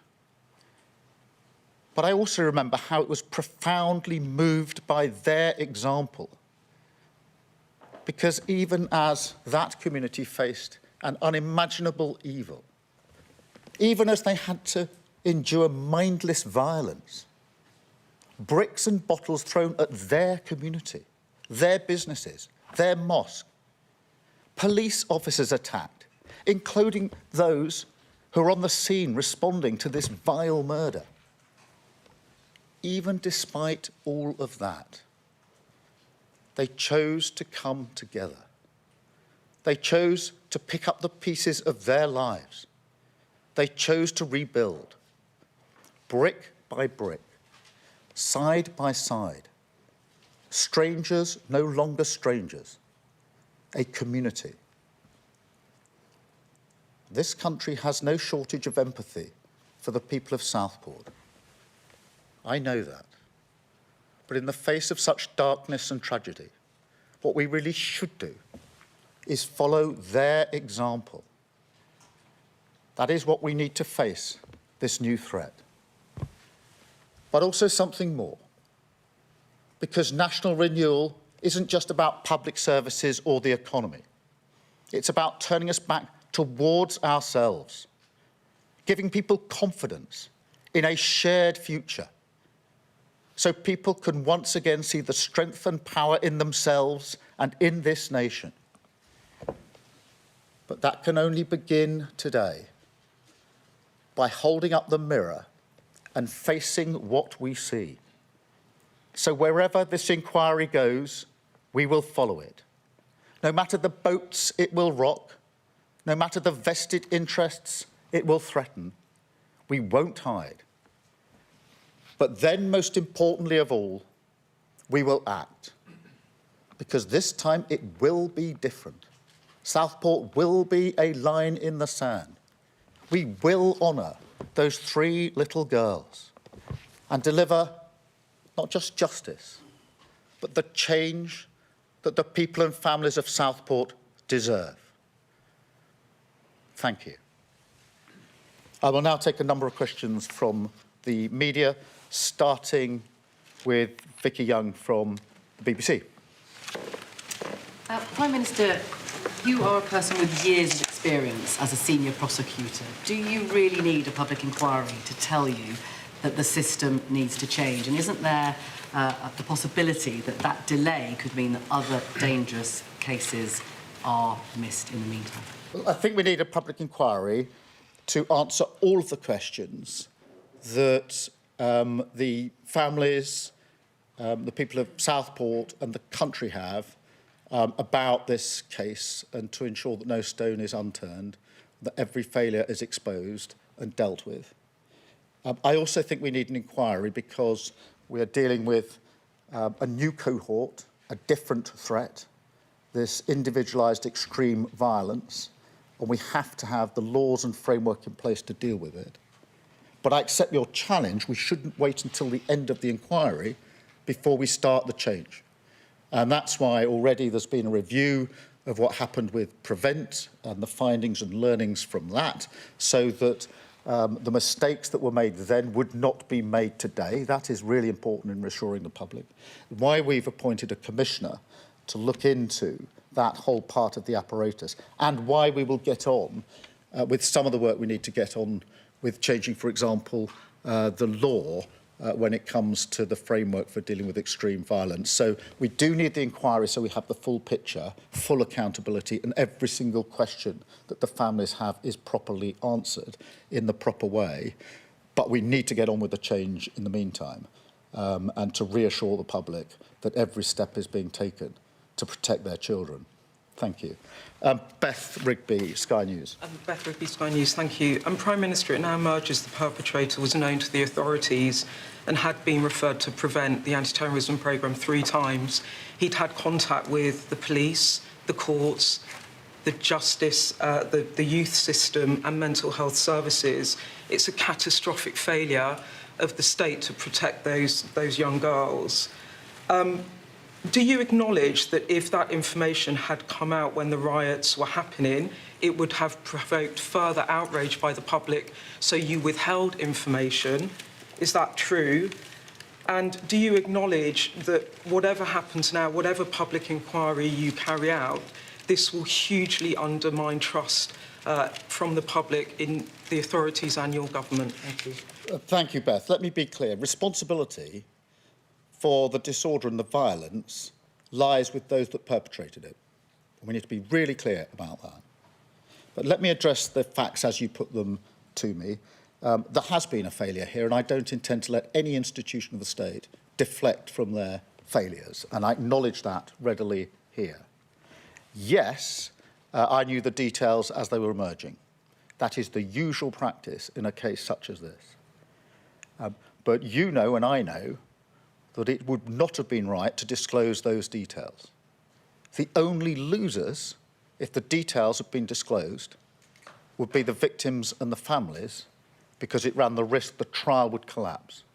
I'm never going to do that. Never going to do that, because they deserve that justice. And only by having the rules in place can that justice be delivered, as a measure of it now has. And I wouldn't be forgiven if I had. Those are not just my choices, though it is a choice I would make. It is also the law of the land. That is why I couldn't disclose the details. It's why others couldn't disclose the details. It's why all of you as journalists couldn't disclose the details, because the same laws applied to you just as they applied to me.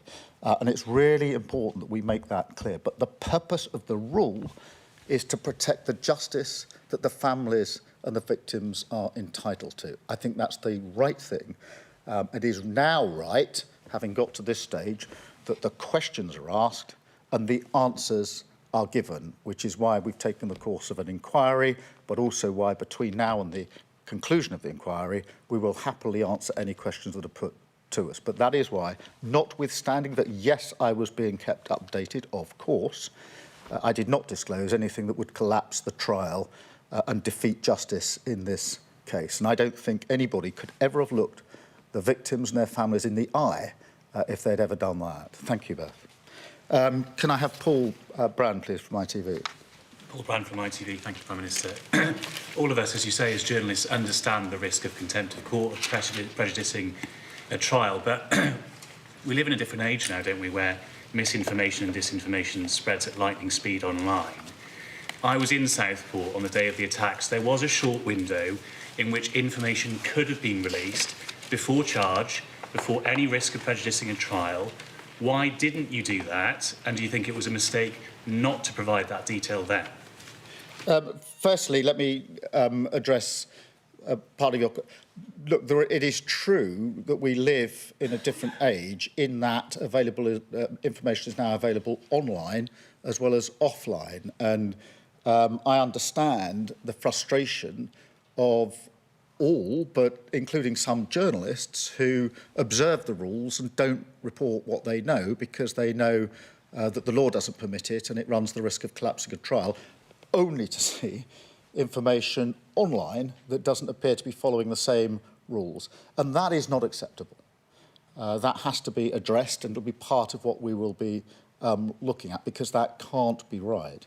But in relation to the central thrust of your question, the importance of the rule about not disclosing this information is to ensure that the trial can take place and that where an individual is guilty, they're held to account, as has now happened in this case.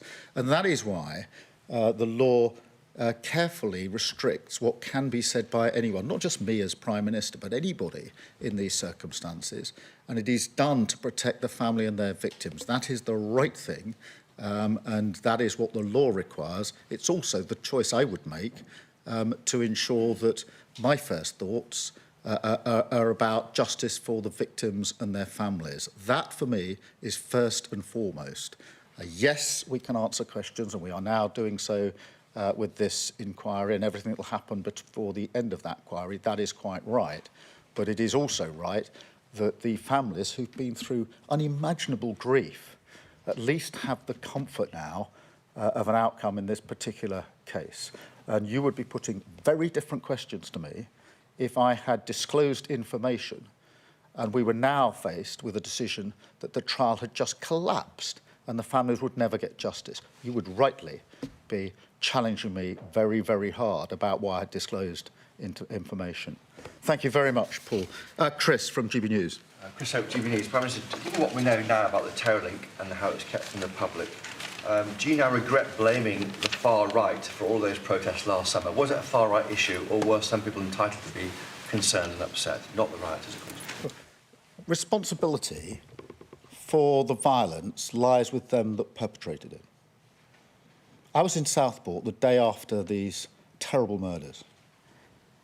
I was acknowledging and thanking the frontline police officers and ambulance who had been at the scene. You can imagine what they had been through. They were back at work the next day. They were saying it was just their job. I could see in their eyes the impact it had had on them, what they had to deal with, what they had to see, how they endured that.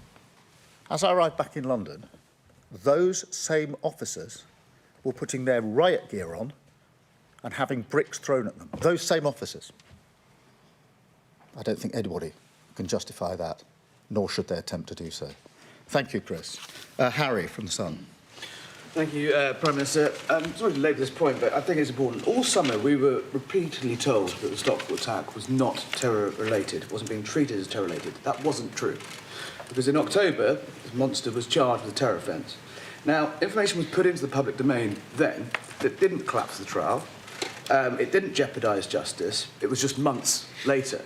Now, you say you knew about the ricin and the Al-Qaeda bomb manual and it was known to the authorities. Did you know about that personally at the same time the public, the press, and you and the police were saying this is not terror-related? Because I think that's the nub of the issue and that's what's upset people. You say you couldn't speak out publicly, that you couldn't do that, but didn't the public have a right to know, not least the neighbours who had ricin being produced on their street? Surely they had a right to know. Well, I think there are two separate and important issues there, Harry. The first is on the question of terrorism and what constitutes terrorism. And my concern in this case is that we have clearly got an example of extreme violence, individualised violence, that we have to protect our children from and our citizens from. And it is a new threat. It's not what we would have usually thought of as terrorism when definitions were drawn up, when guidelines were put in place, when the framework was put in place. And we have to recognise that here today, because I think most people would say, looking at the facts of this case, it's clearly extreme violence, it's clearly intended to terrorise. And I completely accept and understand that, and that is my view. Therefore, we have to make sure that the law and the framework for responding is appropriate to the new threat that we face. And there we will make whatever changes are necessary in the law to deal with it.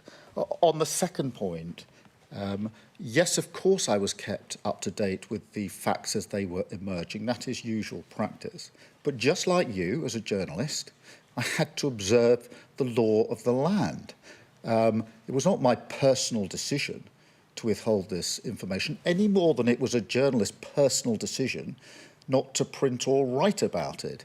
That is the law of the land that is in place for the reasons I've set out, to protect the integrity of the system, to ensure that the victims and their families get the justice that they deserve. Thank you, Harry. And Jason from the Mail. Thanks, PM. Jason Gross from the Daily Mail. It sounds from what you're saying like you personally consider this to have been a terrorist attack in the ordinary sense of the word. Is that right?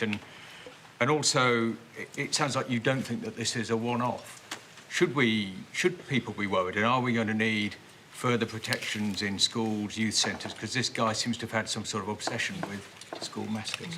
Well, thank you for raising that, because I think this is a really central issue, because, as I say, this is extreme violence, clearly intended to terrorise, and my concern is that because it is different to the sort of behaviour we've associated with terrorism, Al-Qaeda, or there are plenty of other examples, which tended to be more organised in groups with a clear political ideology and motive. Because it's not that, it is a new and different threat, it doesn't fit as well as it should within our framework, within our toolbox. And that is what we've got to change. That is the urgent question that has to be addressed. And it's one that has to be addressed before the conclusion of the inquiry.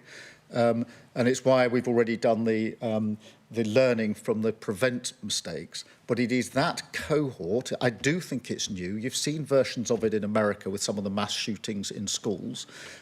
It is not an isolated, ghastly example. It is, in my view, an example of a different kind of threat. And that is why I'm absolutely so determined that we will rise to that challenge and make sure that our law, our response, is capable, appropriate, and can deal with that sort of threat. But that is my concern, that is my thinking, that this is a new threat, individualised, extreme violence, obsessive, often following online viewing of material from all sorts of different sources.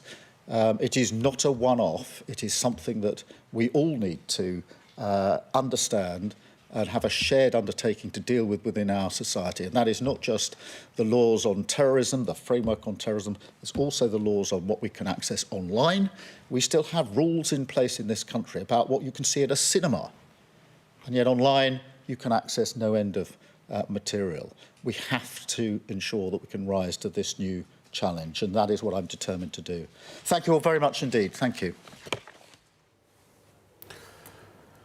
That was the Prime Minister speaking to reporters in Downing Street. More details there following that guilty plea to 16 charges by Alex Rudakubana, the perpetrator of the Southport terror attack on the 29th of July of last year. The Prime Minister saying that the incident, the tragic attack, the murders, the attempted murders needed to be a line in the sand for the nation, talking about this new threat, that how society and the law and the courts may need to change in response to it. He also said that Bibi, Elsie Dot and Alice's names needed to be associated with fundamental changes to protect children and citizens. Let's cross to Katerina, who is in Southport for us this morning. Katerina, what do you think people in that community will have made of what they've just heard?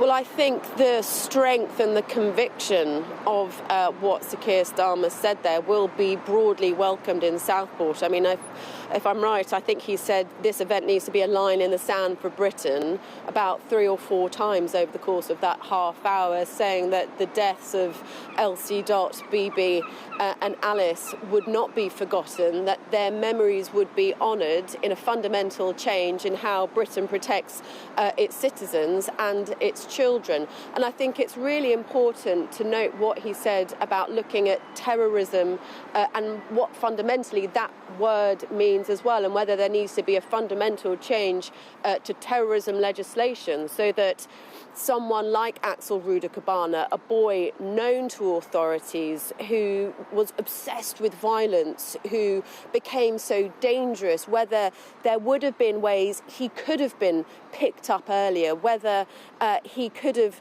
somehow, whether there could have been an intervention, keenly, whether there could have been a missed opportunity that could have stopped him before he went on to commit such a horrendous attack and it ultimately lead to the murder of those 3 innocent girls. And I think Sir Keir Starmer talking very strongly about saying no institution would be spared as part of this public inquiry, where he said clearly there has been a failure, to quote him directly, failure which leaps off the page. He's said, referring to the fact that Alex Rudakubana was referred to the Prevent referral programme 3 times over the course of 17 months between 2019 and 2021.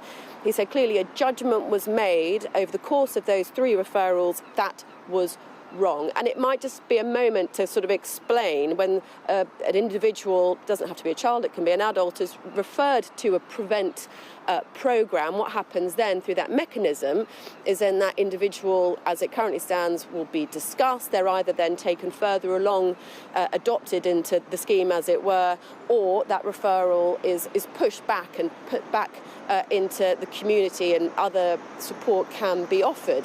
The fact that over the course of 17 months, Alex Rudakubana was referred 3 times suggests, well, quite clearly, that within the educational sector from where these referrals came, that someone had such concerns about him that they simply refused to accept that he shouldn't be within that Prevent programme. So clearly, I think we can expect, as part of the public inquiry that is to follow, a serious review over Prevent, the criteria that an individual has to meet in order to be accepted into that. As Keir Starmer talking about the fact There has been a new commissioner for the Prevent programme that has been recently appointed. That is something that we were expecting over the last few months, but that individual has been named today. It's David Anderson, KC, a previous independent reviewer of the UK terrorism legislation. But even beyond Sir Keir Starmer today, we have seen leading experts within terrorism policy saying clearly there has to be a change with how we define who can be accepted within this broad definition of terrorism. Sir Keir Starmer, in that 30-minute speech there, saying, terrorism is no longer someone who is corrupted by a single ideology. It can now be a collection of loners, misfits, young men in their bedrooms who can go on to commit the most atrocious acts of terror, although, legislatively speaking, might not fit that definition of terrorism. And I think it is key to point out, exactly in that vein, the Prime Minister saying we may need to review what the word terrorism even means and work quickly to address that.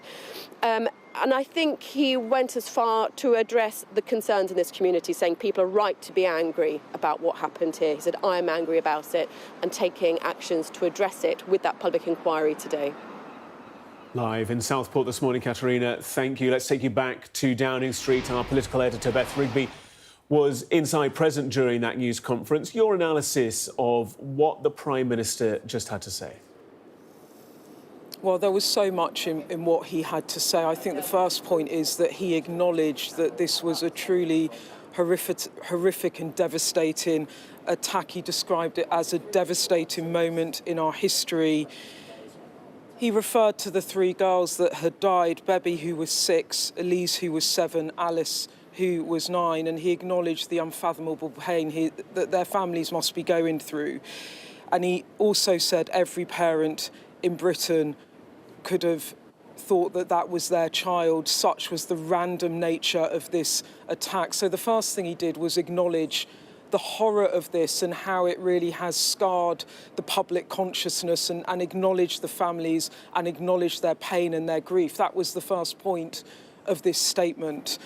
The second thing was that he talked about what he intended to do about that. He's launching a public inquiry. He says that he will not let any institution deflect from failure, and he says when he looks at the case, that failure leaps from the page. As he was saying in that press conference, the perpetrator was known to the authorities. He'd had contact with the youth service, with the police, with the courts, with mental health services. He'd been referred to the Prevent anti-terrorism programme 3 times, and yet he was still at large, and he still was able to carry out this horrific attack. So the Prime Minister saying that there will be a public inquiry. He said he will leave no stone unturned.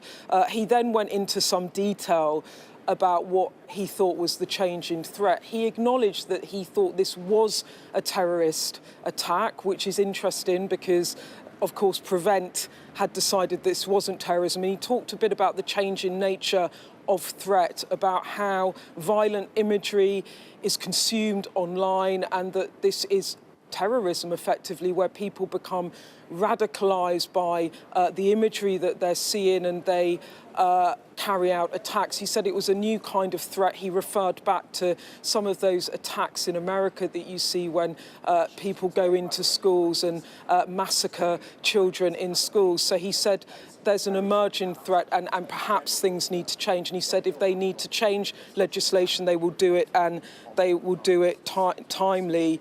He said that children are more alive to online violence. It's freely available. It shouldn't be accessible on social media platforms. He said that cannot be right. So indicating there that this inquiry might look at the wider threat there of what's happening online. He then went on to talk about wider societal malaise, where kids are not going to school after COVID, where people are living parallel lives. He talked a bit about disinformation online. He said it's a country turning away from itself, and he wants to try and deal with that. How he does, he didn't go into detail. But look, I think at the nub of this too, and this is the question I asked, as did many other journalists, was that there was so much disinformation swirling around last summer, And he has been accused by other politicians of a cover-up, that if this person had been known to the authorities, that was not disclosed to the public was suspicious, and the Prime Minister covered up information. Now, the PM is arguing that because of issues around trials and collapse in trials by putting out information when people are under investigation, that's what they didn't do, and he wouldn't do that. But there are questions about whether or not they had covered up the fact that this guy had been linked to the counter-terrorism unit. I asked him that directly because that has been the big conversation around some of this. This is what he had to say. And Prime Minister, it now emerges the perpetrator was known to the authorities and had been referred to prevent the anti-terrorism programme 3 times. He'd had contact with the police, the courts, the justice, the youth system and mental health services. It's a catastrophic failure of the state to protect those young girls. Do you acknowledge that if that information had come out when the riots were happening, it would have provoked further outrage by the public, so you withheld information? Is that true? And do you, whatever happens now, whatever public inquiry you carry out, this will hugely undermine trust from the public in the authorities and your government? Thank you. Thank you, Beth. Let me be clear. Responsibility for the disorder and the violence lies with those that perpetrated it. We need to be really clear about that. But let me address the facts as you put them to me. There has been a failure here, and I don't intend to let any institution of the state deflect from their failures, and I acknowledge that readily here. Yes, I knew the details as they were emerging. That is the usual practice in a case such as this. But you know and I know that it would not have been right to disclose those details. The only losers, if the details had been disclosed, would be the victims and the families, because it ran the risk the trial would collapse. I'm never going to do that. Never going to do that, because they deserve that justice. And only by having the rules in place can that justice be delivered, as a measure of it now has. And I wouldn't be forgiven if I had. Those are not just my choices, though it is a choice I would make. It is also the law of the land. That is why I couldn't disclose the details. It's why others couldn't disclose the details. It's why all of you as journalists couldn't disclose the details, because the same laws applied to you just as they applied to me. And it's really important that we make that clear. But the purpose of the rule is to protect the justice that the families and the victims are entitled to. I think that's the right thing.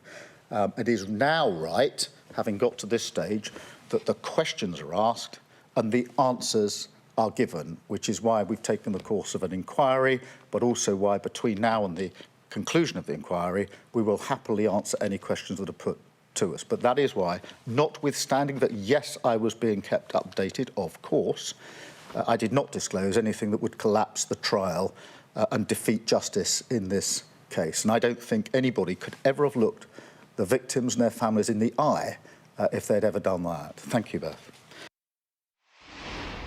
So a very direct answer there to some of the criticisms that have been levelled at the Prime Minister. Nigel Farage saying that there was a cover-up, complaining that he hadn't been allowed to ask questions in Parliament last summer.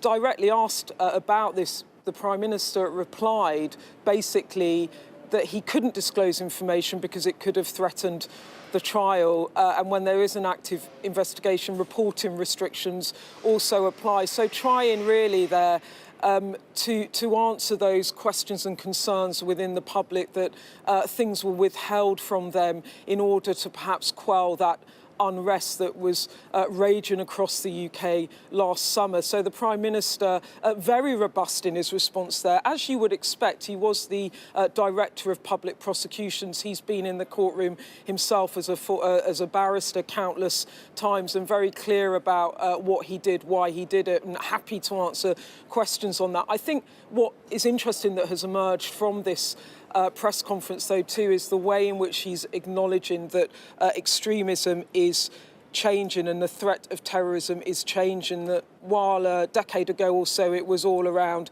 Al-Qaeda and organised groups radicalising people within the UK. Now this is a different threat emerging from access to the internet and access to imagery on the internet, access to manuals where you can find out how to make ricin, etc. And he's acknowledging that the threat is changing and that the authorities need to catch up with that. So there will be a public inquiry. A Prime Minister saying no stone is be left unturned, and also Prime Minister acknowledging that trust really is breaking down between politicians and the public, and it's his job to try to rebuild that. And I think he thinks that this public inquiry and properly dealing with it is a way to start. Beth Rigby live in Downing Street for us. Thank you so much. Well, Reform MP Richard Tice is with us now.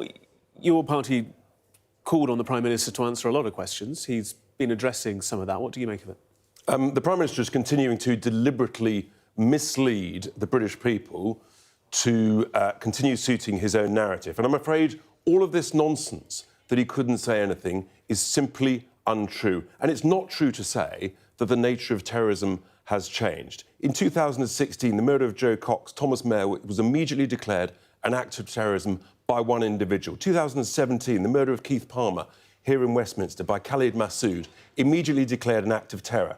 August 18, car attack outside Westminster, immediately declared an act of terror by one individual. December 18, Murray Mohammed stabbing 3 people in Manchester Airport, an act of terror declared immediately by one individual. What's happened here is that the Prime Minister and the Home Secretary, as he admitted this morning, knew within hours what was going on. He will have known about the background of this individual.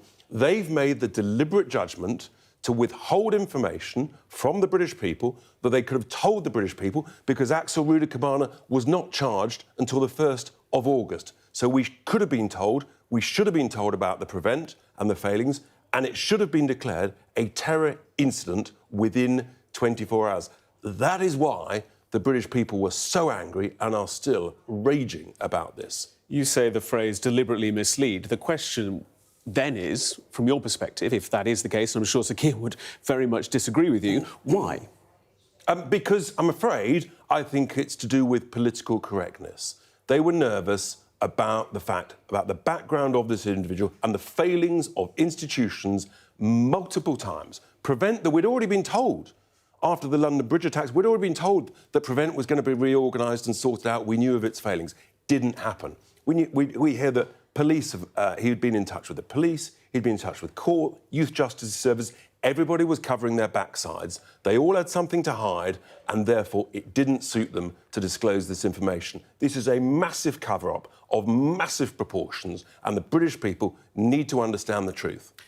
The Prime Minister said earlier that if the trial had collapsed because crucial details have been revealed by he or others whilst the case was being built, that Axel Rudakubana could have walked free. That's his argument as to why. That is misleading waffle and nonsense. The guy hadn't been charged, OK? So we know what the law of the land is, as does the Prime Minister, and I've just listed out a series of previous instances where the British people were told within 24 or 36 hours that it was a terror incident, often being told the background of the individual before they were charged. So I'm sorry, Prime Minister, but you are deliberately misleading the British people. You are creating a false narrative, and we're not going to tolerate it.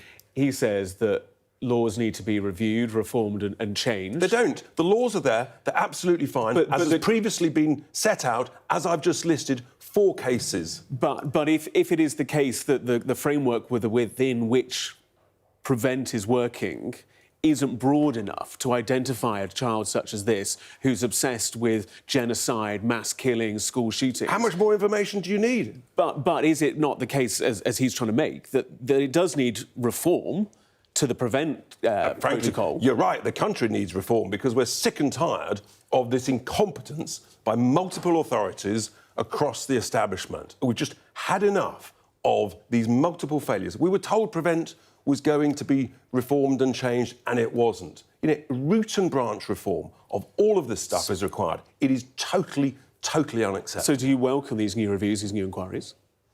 Look, I mean, let's have a public inquiry, because we need to know hour by hour who knew what, when, and why decisions were made to withhold information from the British public. Nigel Farage was quite right to say questions need to be asked. He was quite right to say that the truth was being withheld from us, and he was completely wrongly smeared and labelled as being responsible for the appalling riots that then took place. If we'd been told the truth, I don't think those riots would have taken place to anything like that degree. Therefore, the responsibility for those riots, arguably, rests with the people who deliberately withheld information from the British people.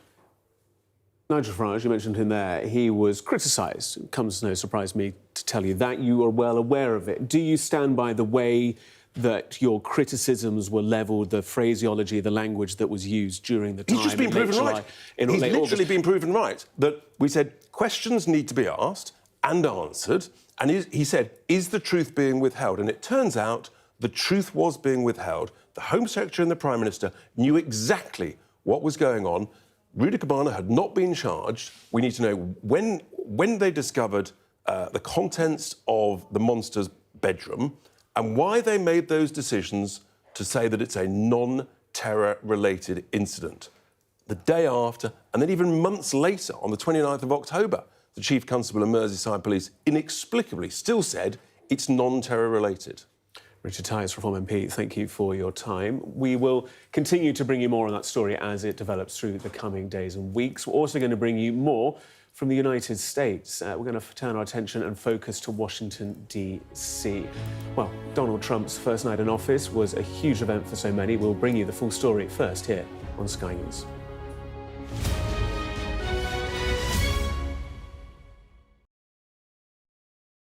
First Minister, how are you? Good morning. Good morning. Very nice much to see you. How are you feeling?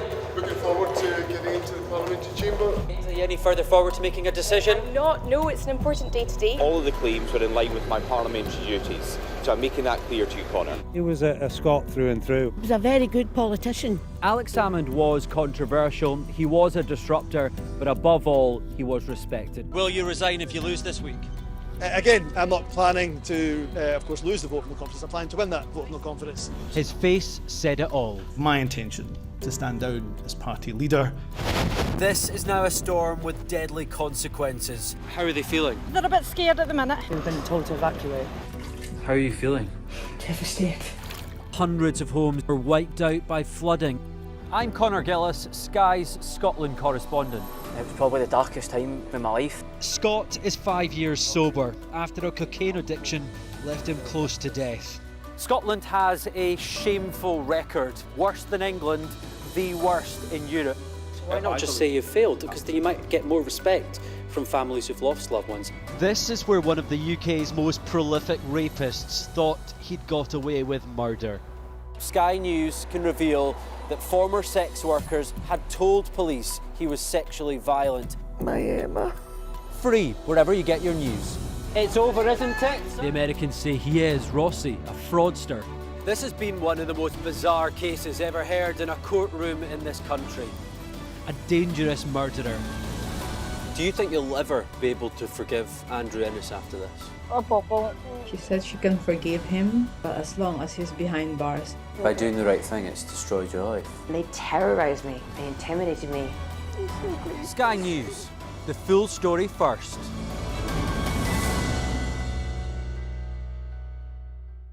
I'm James Matthews and I'm Sky's US correspondent, based here in Washington, D.C. Donald Trump, it would appear, is about to learn his fate.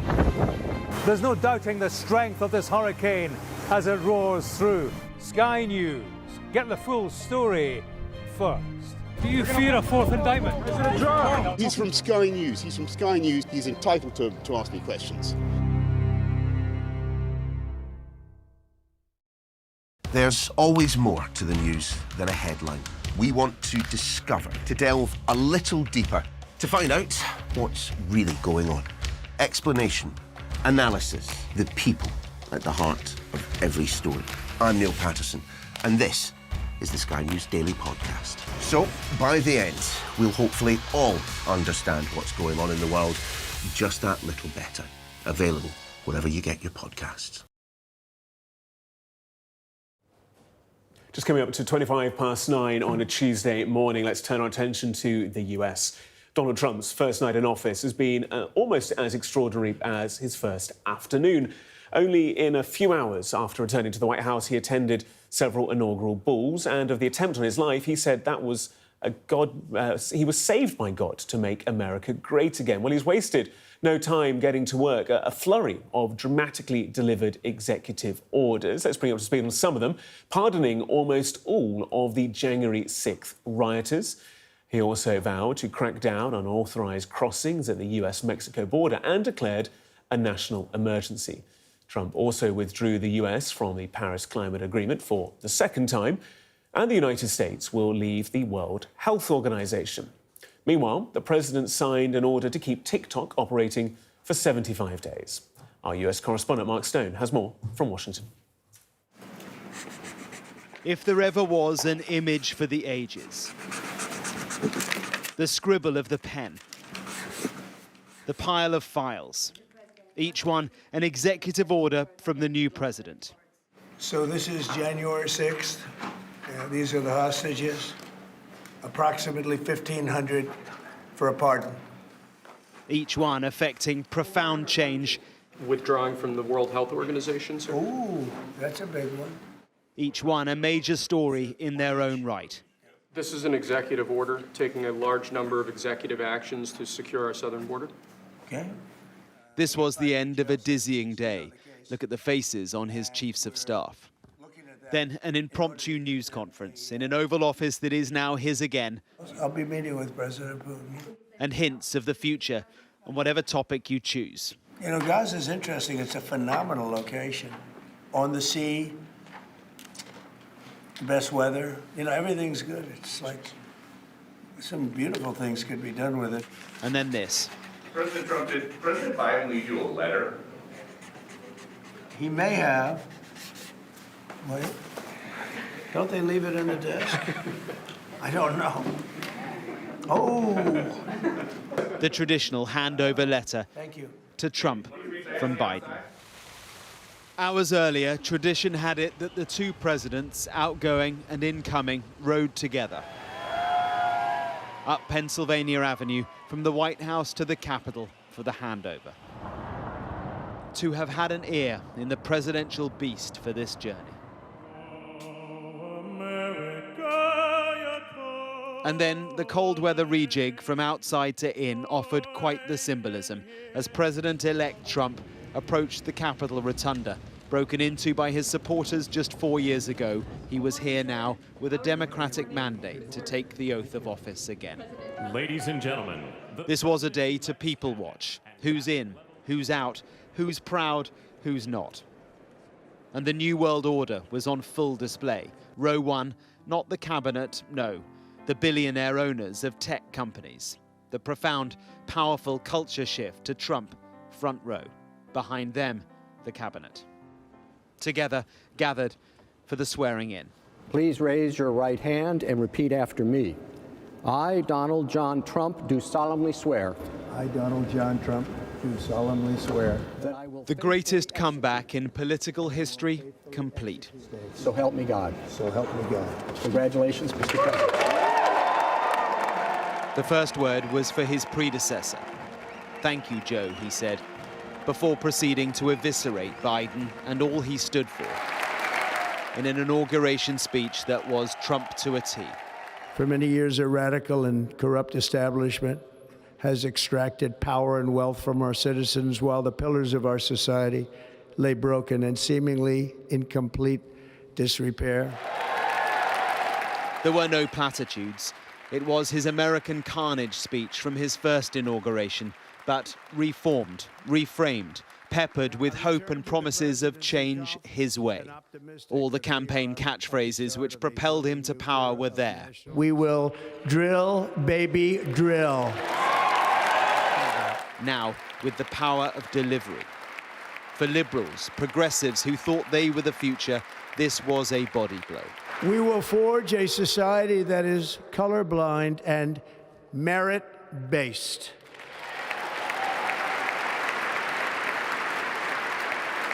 As of today, It will henceforth be the official policy of the United States government that there are only two genders, male and female. His final act for these formalities, something surely he relished, waving off Joe Biden. To California he flew, the end of a presidency he thought would be a bridge away from Trump. Instead, it bridged back to him. And he was off, no time to waste in reshaping this country. And it was in the nearby Capital One Arena, where they had watched it all, that the day continued. This is what victory feels like. Yeah! And this was no ordinary victory. This was a fork in the road of human civilization. The signing then of the first few executive orders, legislation upturned in front of the voters who asked for it. Could you imagine Biden doing this? I don't think so. It felt strikingly transparent, authentic, but with performance, of course. Throughout the day then, Donald Trump has carried a confidence he did not have in 2016. The confidence of delivery, a belief in a changed United States run by Donald Trump. The day America changed, in the days and 4 years ahead, we will find out. Mark Stone, Sky News in Washington. Well, David Blevins is in Washington for us. David, it's been a busy first few hours, both in the arena signing those executive orders and then also in the White House too. Just give us a flavour of some of the 100+ that have come into force. Yes, well, it is the sheer number of them, as you say, more than 100 executive orders signed, the breadth of them dealing with everything from pardons for those who were convicted of their role in the attack on the US Capitol on January 6, 2021, to immigration, the declaration of a national emergency at the US-Mexico border to justify mass deportations, to climate, to health, to gender. There has even been the reclassification of some civil service jobs, enabling him to hire and fire federal agency workers quicker and to therefore argue that he is dismantling what he calls the deep state. And it is the speed with which these executive orders have been issued, the first coming within moments of Donald Trump returning to office as President of the United States, that is fueling, I think, a lot of questions, although he, like any other president, can circumvent what many would deem to be the normal process. It does fuel tension between the White House and Congress, because it's true that Republicans have the majority of both the House of Representatives and Senate, but in the House it is a wafer-thin majority, and I think it's fair to say that some Republicans will be just as uncomfortable as some Democrats about those pardons, given that 5 police officers died on January 6th back in 2021. And just watching him sign these executive orders there, David, it's fair to say the old adage is true that the pen is mightier than the sword. He was also wielding a sword earlier in the evening at one of the 3 inaugural balls that he attended. Yes, wielding a sword to cut a cake, as indeed was the Vice President, J.D. Vance. But it is with the stroke of a pen, he is reshaping America, redefining this nation, and I suppose its relationship with the rest of the world. In that first day in office was a reminder, as if we needed one, that Donald Trump is the most unconventional of presidents. He was unfiltered, he was unscripted, he spoke for 45 minutes in the Oval Office, and much of it was about the optics, the signing of the executive orders on the stage to rapturous applause and cheering from his own supporters, to an Oval Office desk littered with executive orders, sending a very clear signal to America that he's going to do business differently, and a signal to the rest of the world that it's going to be America first, that they're moving back to this isolationist position, and it's going to take the rest of the world some time to adjust to that. The administration changes, the dancing doesn't. David, it's 4:34 in Washington. We'll leave you to it. Thank you so much. Still to come on The Breakfast Show this morning, the Prime Minister admits state failings were to blame After the Southport murders, we'll be speaking live to a former detective superintendent at the Met Police.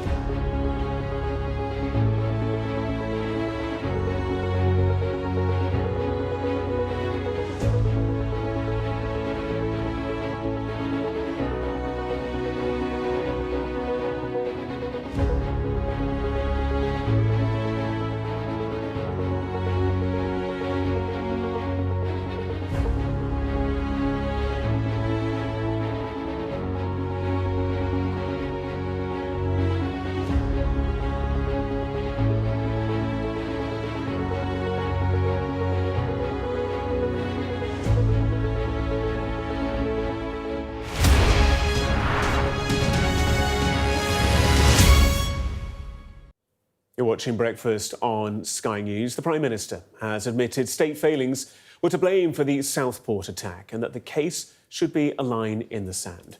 Child killer Alex Rudakubana will be sentenced to life in prison after he pled guilty to the murder of 3 little girls, aged 6, 7 and 9, at a Taylor Swift dance class.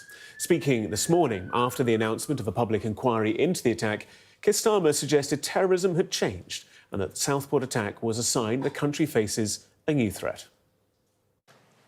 The tragedy of the Southport killings must be a line in the sand for Britain. We must make sure the names of those 3 young girls are not associated with the vile perpetrator, but instead with a fundamental change in how Britain protects its citizens and its children. In pursuit of that, we must, of course, ask and answer difficult questions, questions that should be far-reaching, unburdened by cultural or institutional sensitivities, and driven only by the pursuit of justice. That is what we owe the families. The responsibility for this barbaric act lies, as it always does, with the vile individual who carried it out. But that is no comfort. And more importantly, it is no excuse. And so, as part of the inquiry launched by the Home Secretary yesterday, I will not let any institution of the state deflect from their failure. Failure which, in this case, frankly, leaps off the page. For example, the perpetrator was referred to the PREVENT programme on 3 separate occasions. In 2019, once, and in 2021, twice. Yet on each of these occasions, a judgment was made that he did not meet the threshold for intervention, a judgment that was clearly wrong and which failed those families. And I acknowledge that here today. Well, Rudakubana was referred to the counter-terrorism PREVENT programme 3 times over concerns he was looking at online material about terrorist attacks.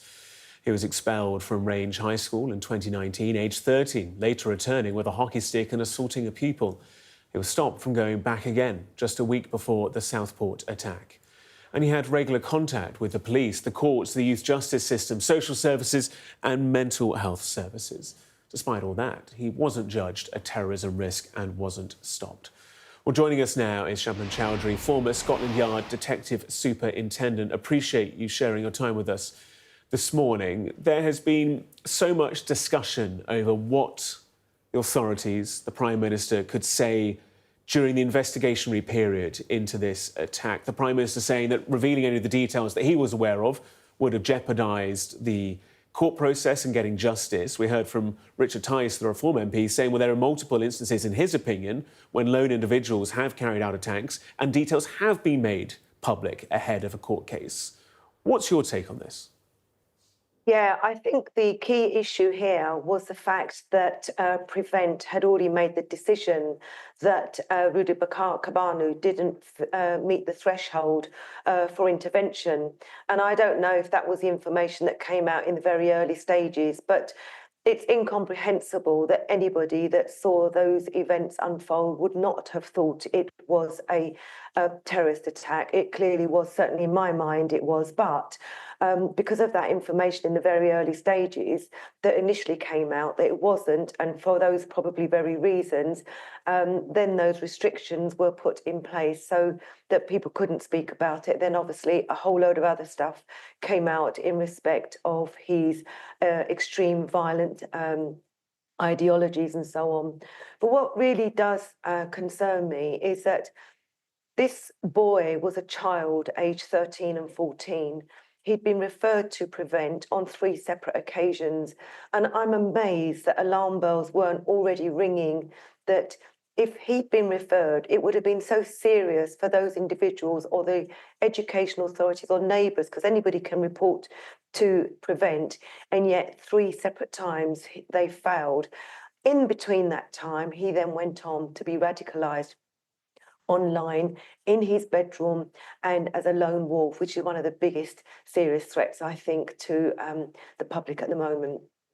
We focus on PREVENT, but the reality is it wasn't just PREVENT. It was social services, the youth court system, schools, the police. There were so many agencies and organisations that to some degree were aware, and that jigsaw of awareness, that jigsaw of concern wasn't fully put together. Those pieces weren't put together and connected. It strikes me that this is failure at a broad state level. Catastrophic failure, and I absolutely agree with you. All different authorities had all different information on him that if you'd have actually put them together and joined the dots together, then they might have formed a seriously horrific story that actually could possibly have prevented what he then went on to do. And I think that the public inquiry will hopefully divulge that information to establish where things went horribly wrong. Why wasn't one authority speaking to the other? There were charities, mental health institutions, youth justice services, the courts, the police, all of these agencies that generally work together with PREVENT. How could they have then made that decision that it didn't meet the threshold when there was a hot load of information? Really, really shocking. And I think that, you know, I heard what Richard Tice said earlier on, which actually I thought was pretty awful, given he was suggesting that had the public known the truth at the time, those riots wouldn't have gone ahead. I totally disagree with that. The fact is, misinformation was put out online, and that resulted in perpetrators going out and inflicting violence and causing those riots. The Prime Minister made the argument that the kind of the traditional view of a terrorism incident is of an individuals kind of unified behind a kind of a single ideology or political belief or religious belief, and that effectively in Rudakubana's case, when he's talking about obsessions reportedly about Genghis Khan, Hitler, the IRA, the Rwandan genocide, school shootings, this kind of mosaic of extreme interests, that because it is so diverse in its kind of start point, that makes it difficult to label, and that he says that therefore the kind of the categorization of what is a terrorist incident and what is terrorism needs to be changed. What do you make of that argument and what he had to say earlier? I think it definitely needs to be reviewed, and I think the prevent strategy and policy systems and processes need a deep dive into it, because something has gone horribly wrong. Let's not forget, in the last couple of weeks, 2 neo-Nazis have also been convicted, so it is a diverse range of people. In respect of the lone wolves, what I would say is this. I recall a few years ago that this conversation was being had already. When we went into lockdown for COVID, there were lots of concerns even back then that there would be a number of people being radicalised in their bedrooms as lone wolves. Let's not also forget that David Amos was stabbed 20 times by Ali Harbi, who also himself was a lone wolf. So I think that now that this inquiry is starting to go ahead, that let's hope that they can start preventing that, because I don't think this is anything really that new that Sir Keir Starmer has just mentioned today. Shetam Chowdhury, former Scotland Yard Detective Superintendent. Appreciate your time. Thank you. Still to come on The Breakfast Show this morning, David Beckham's been speaking at the World Economic Forum in Davos. We'll find out what he told Paul Kelso next.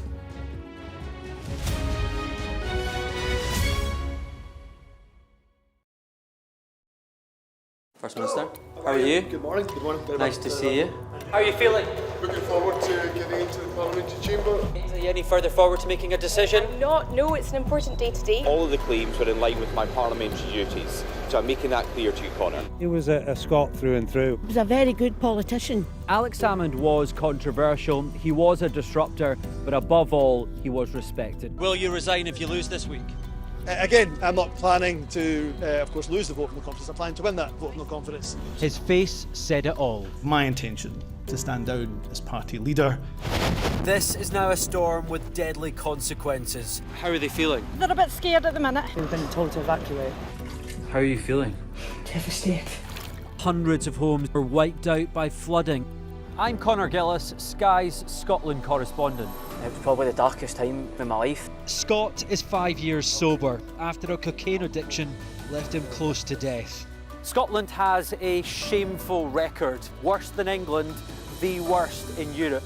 Why not just say you failed? Because then you might get more respect from families who've lost loved ones. This is where one of the UK's most prolific rapists thought he'd got away with murder. Sky News can reveal that former sex workers had told police he was sexually violent. My Emma. Free wherever you get your news. It's over, isn't it? The Americans say he is Rossi, a fraudster. This has been one of the most bizarre cases ever heard in a courtroom in this country. A dangerous murderer. Do you think you'll ever be able to forgive Andrew Ennis after this? She said she can forgive him, but as long as he's behind bars. By doing the right thing, it's destroyed your life. They terrorised me. They intimidated me. Sky News. The full story first.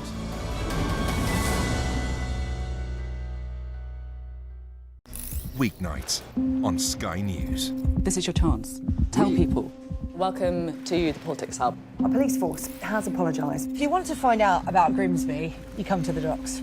I'm live in Jerusalem. Are you not concerned that that could lead to all-out war? Hello there, good evening. There are fears of an upsurge in violence. What's at stake here? You are watching the press preview, a first look at the front pages as they arrive.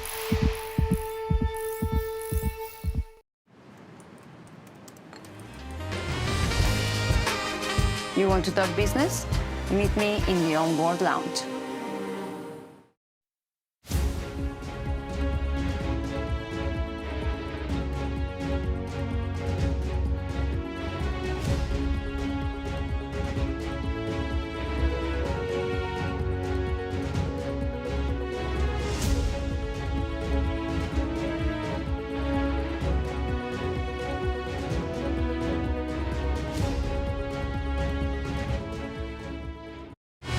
Fly Emirates, fly better.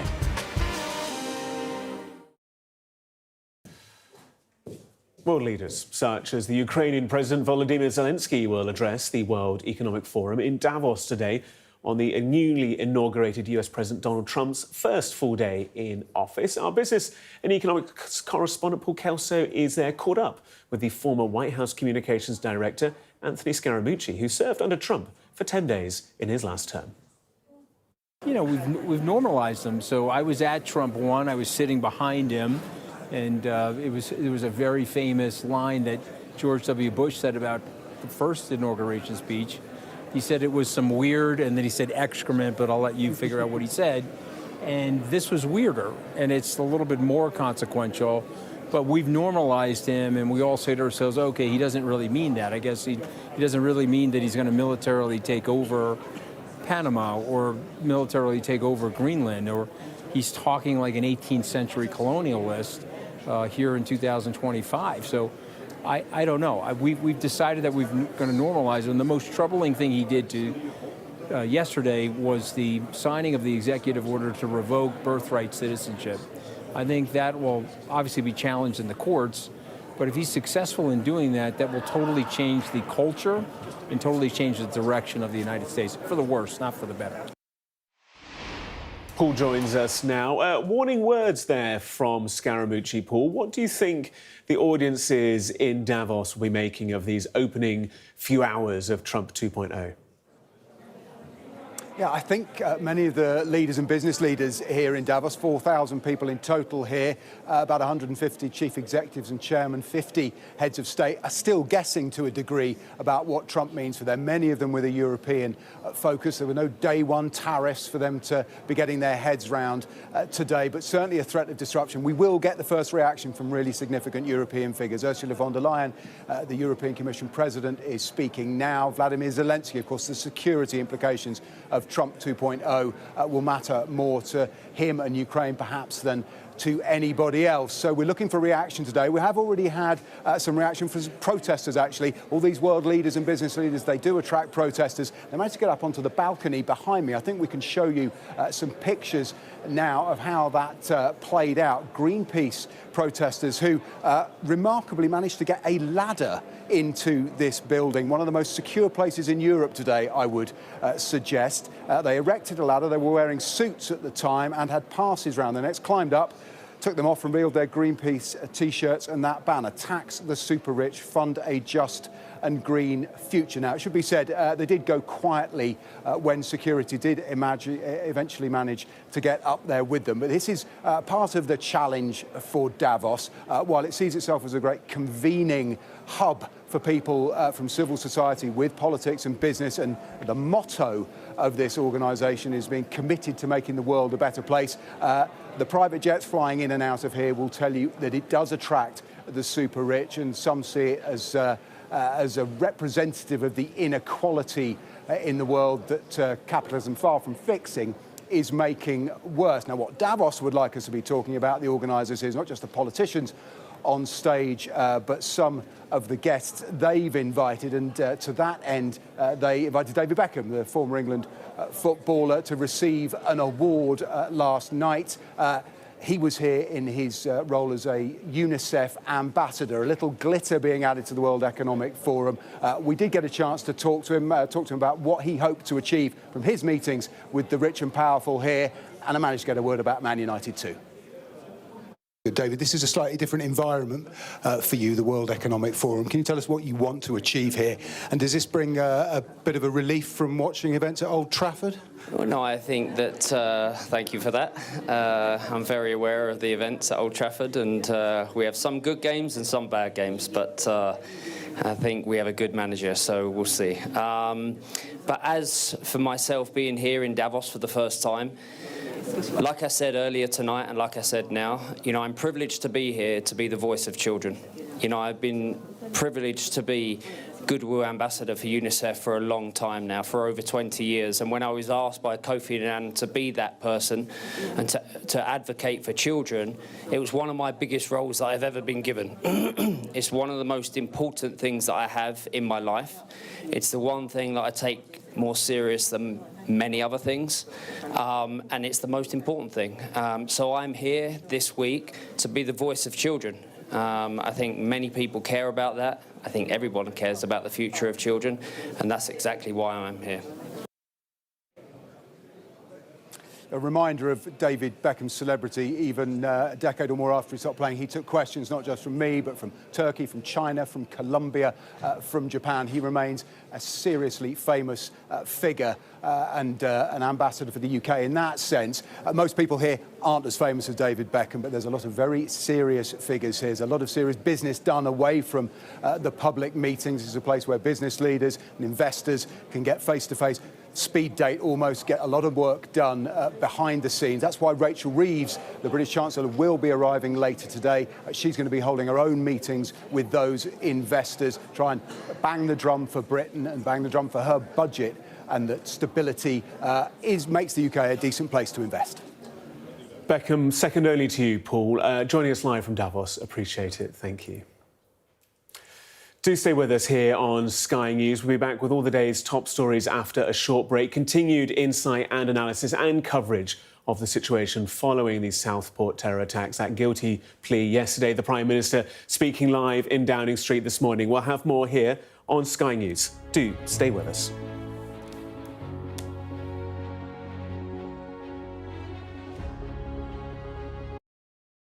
I'm James Matthews and I'm Sky's US correspondent, based here in Washington, D.C.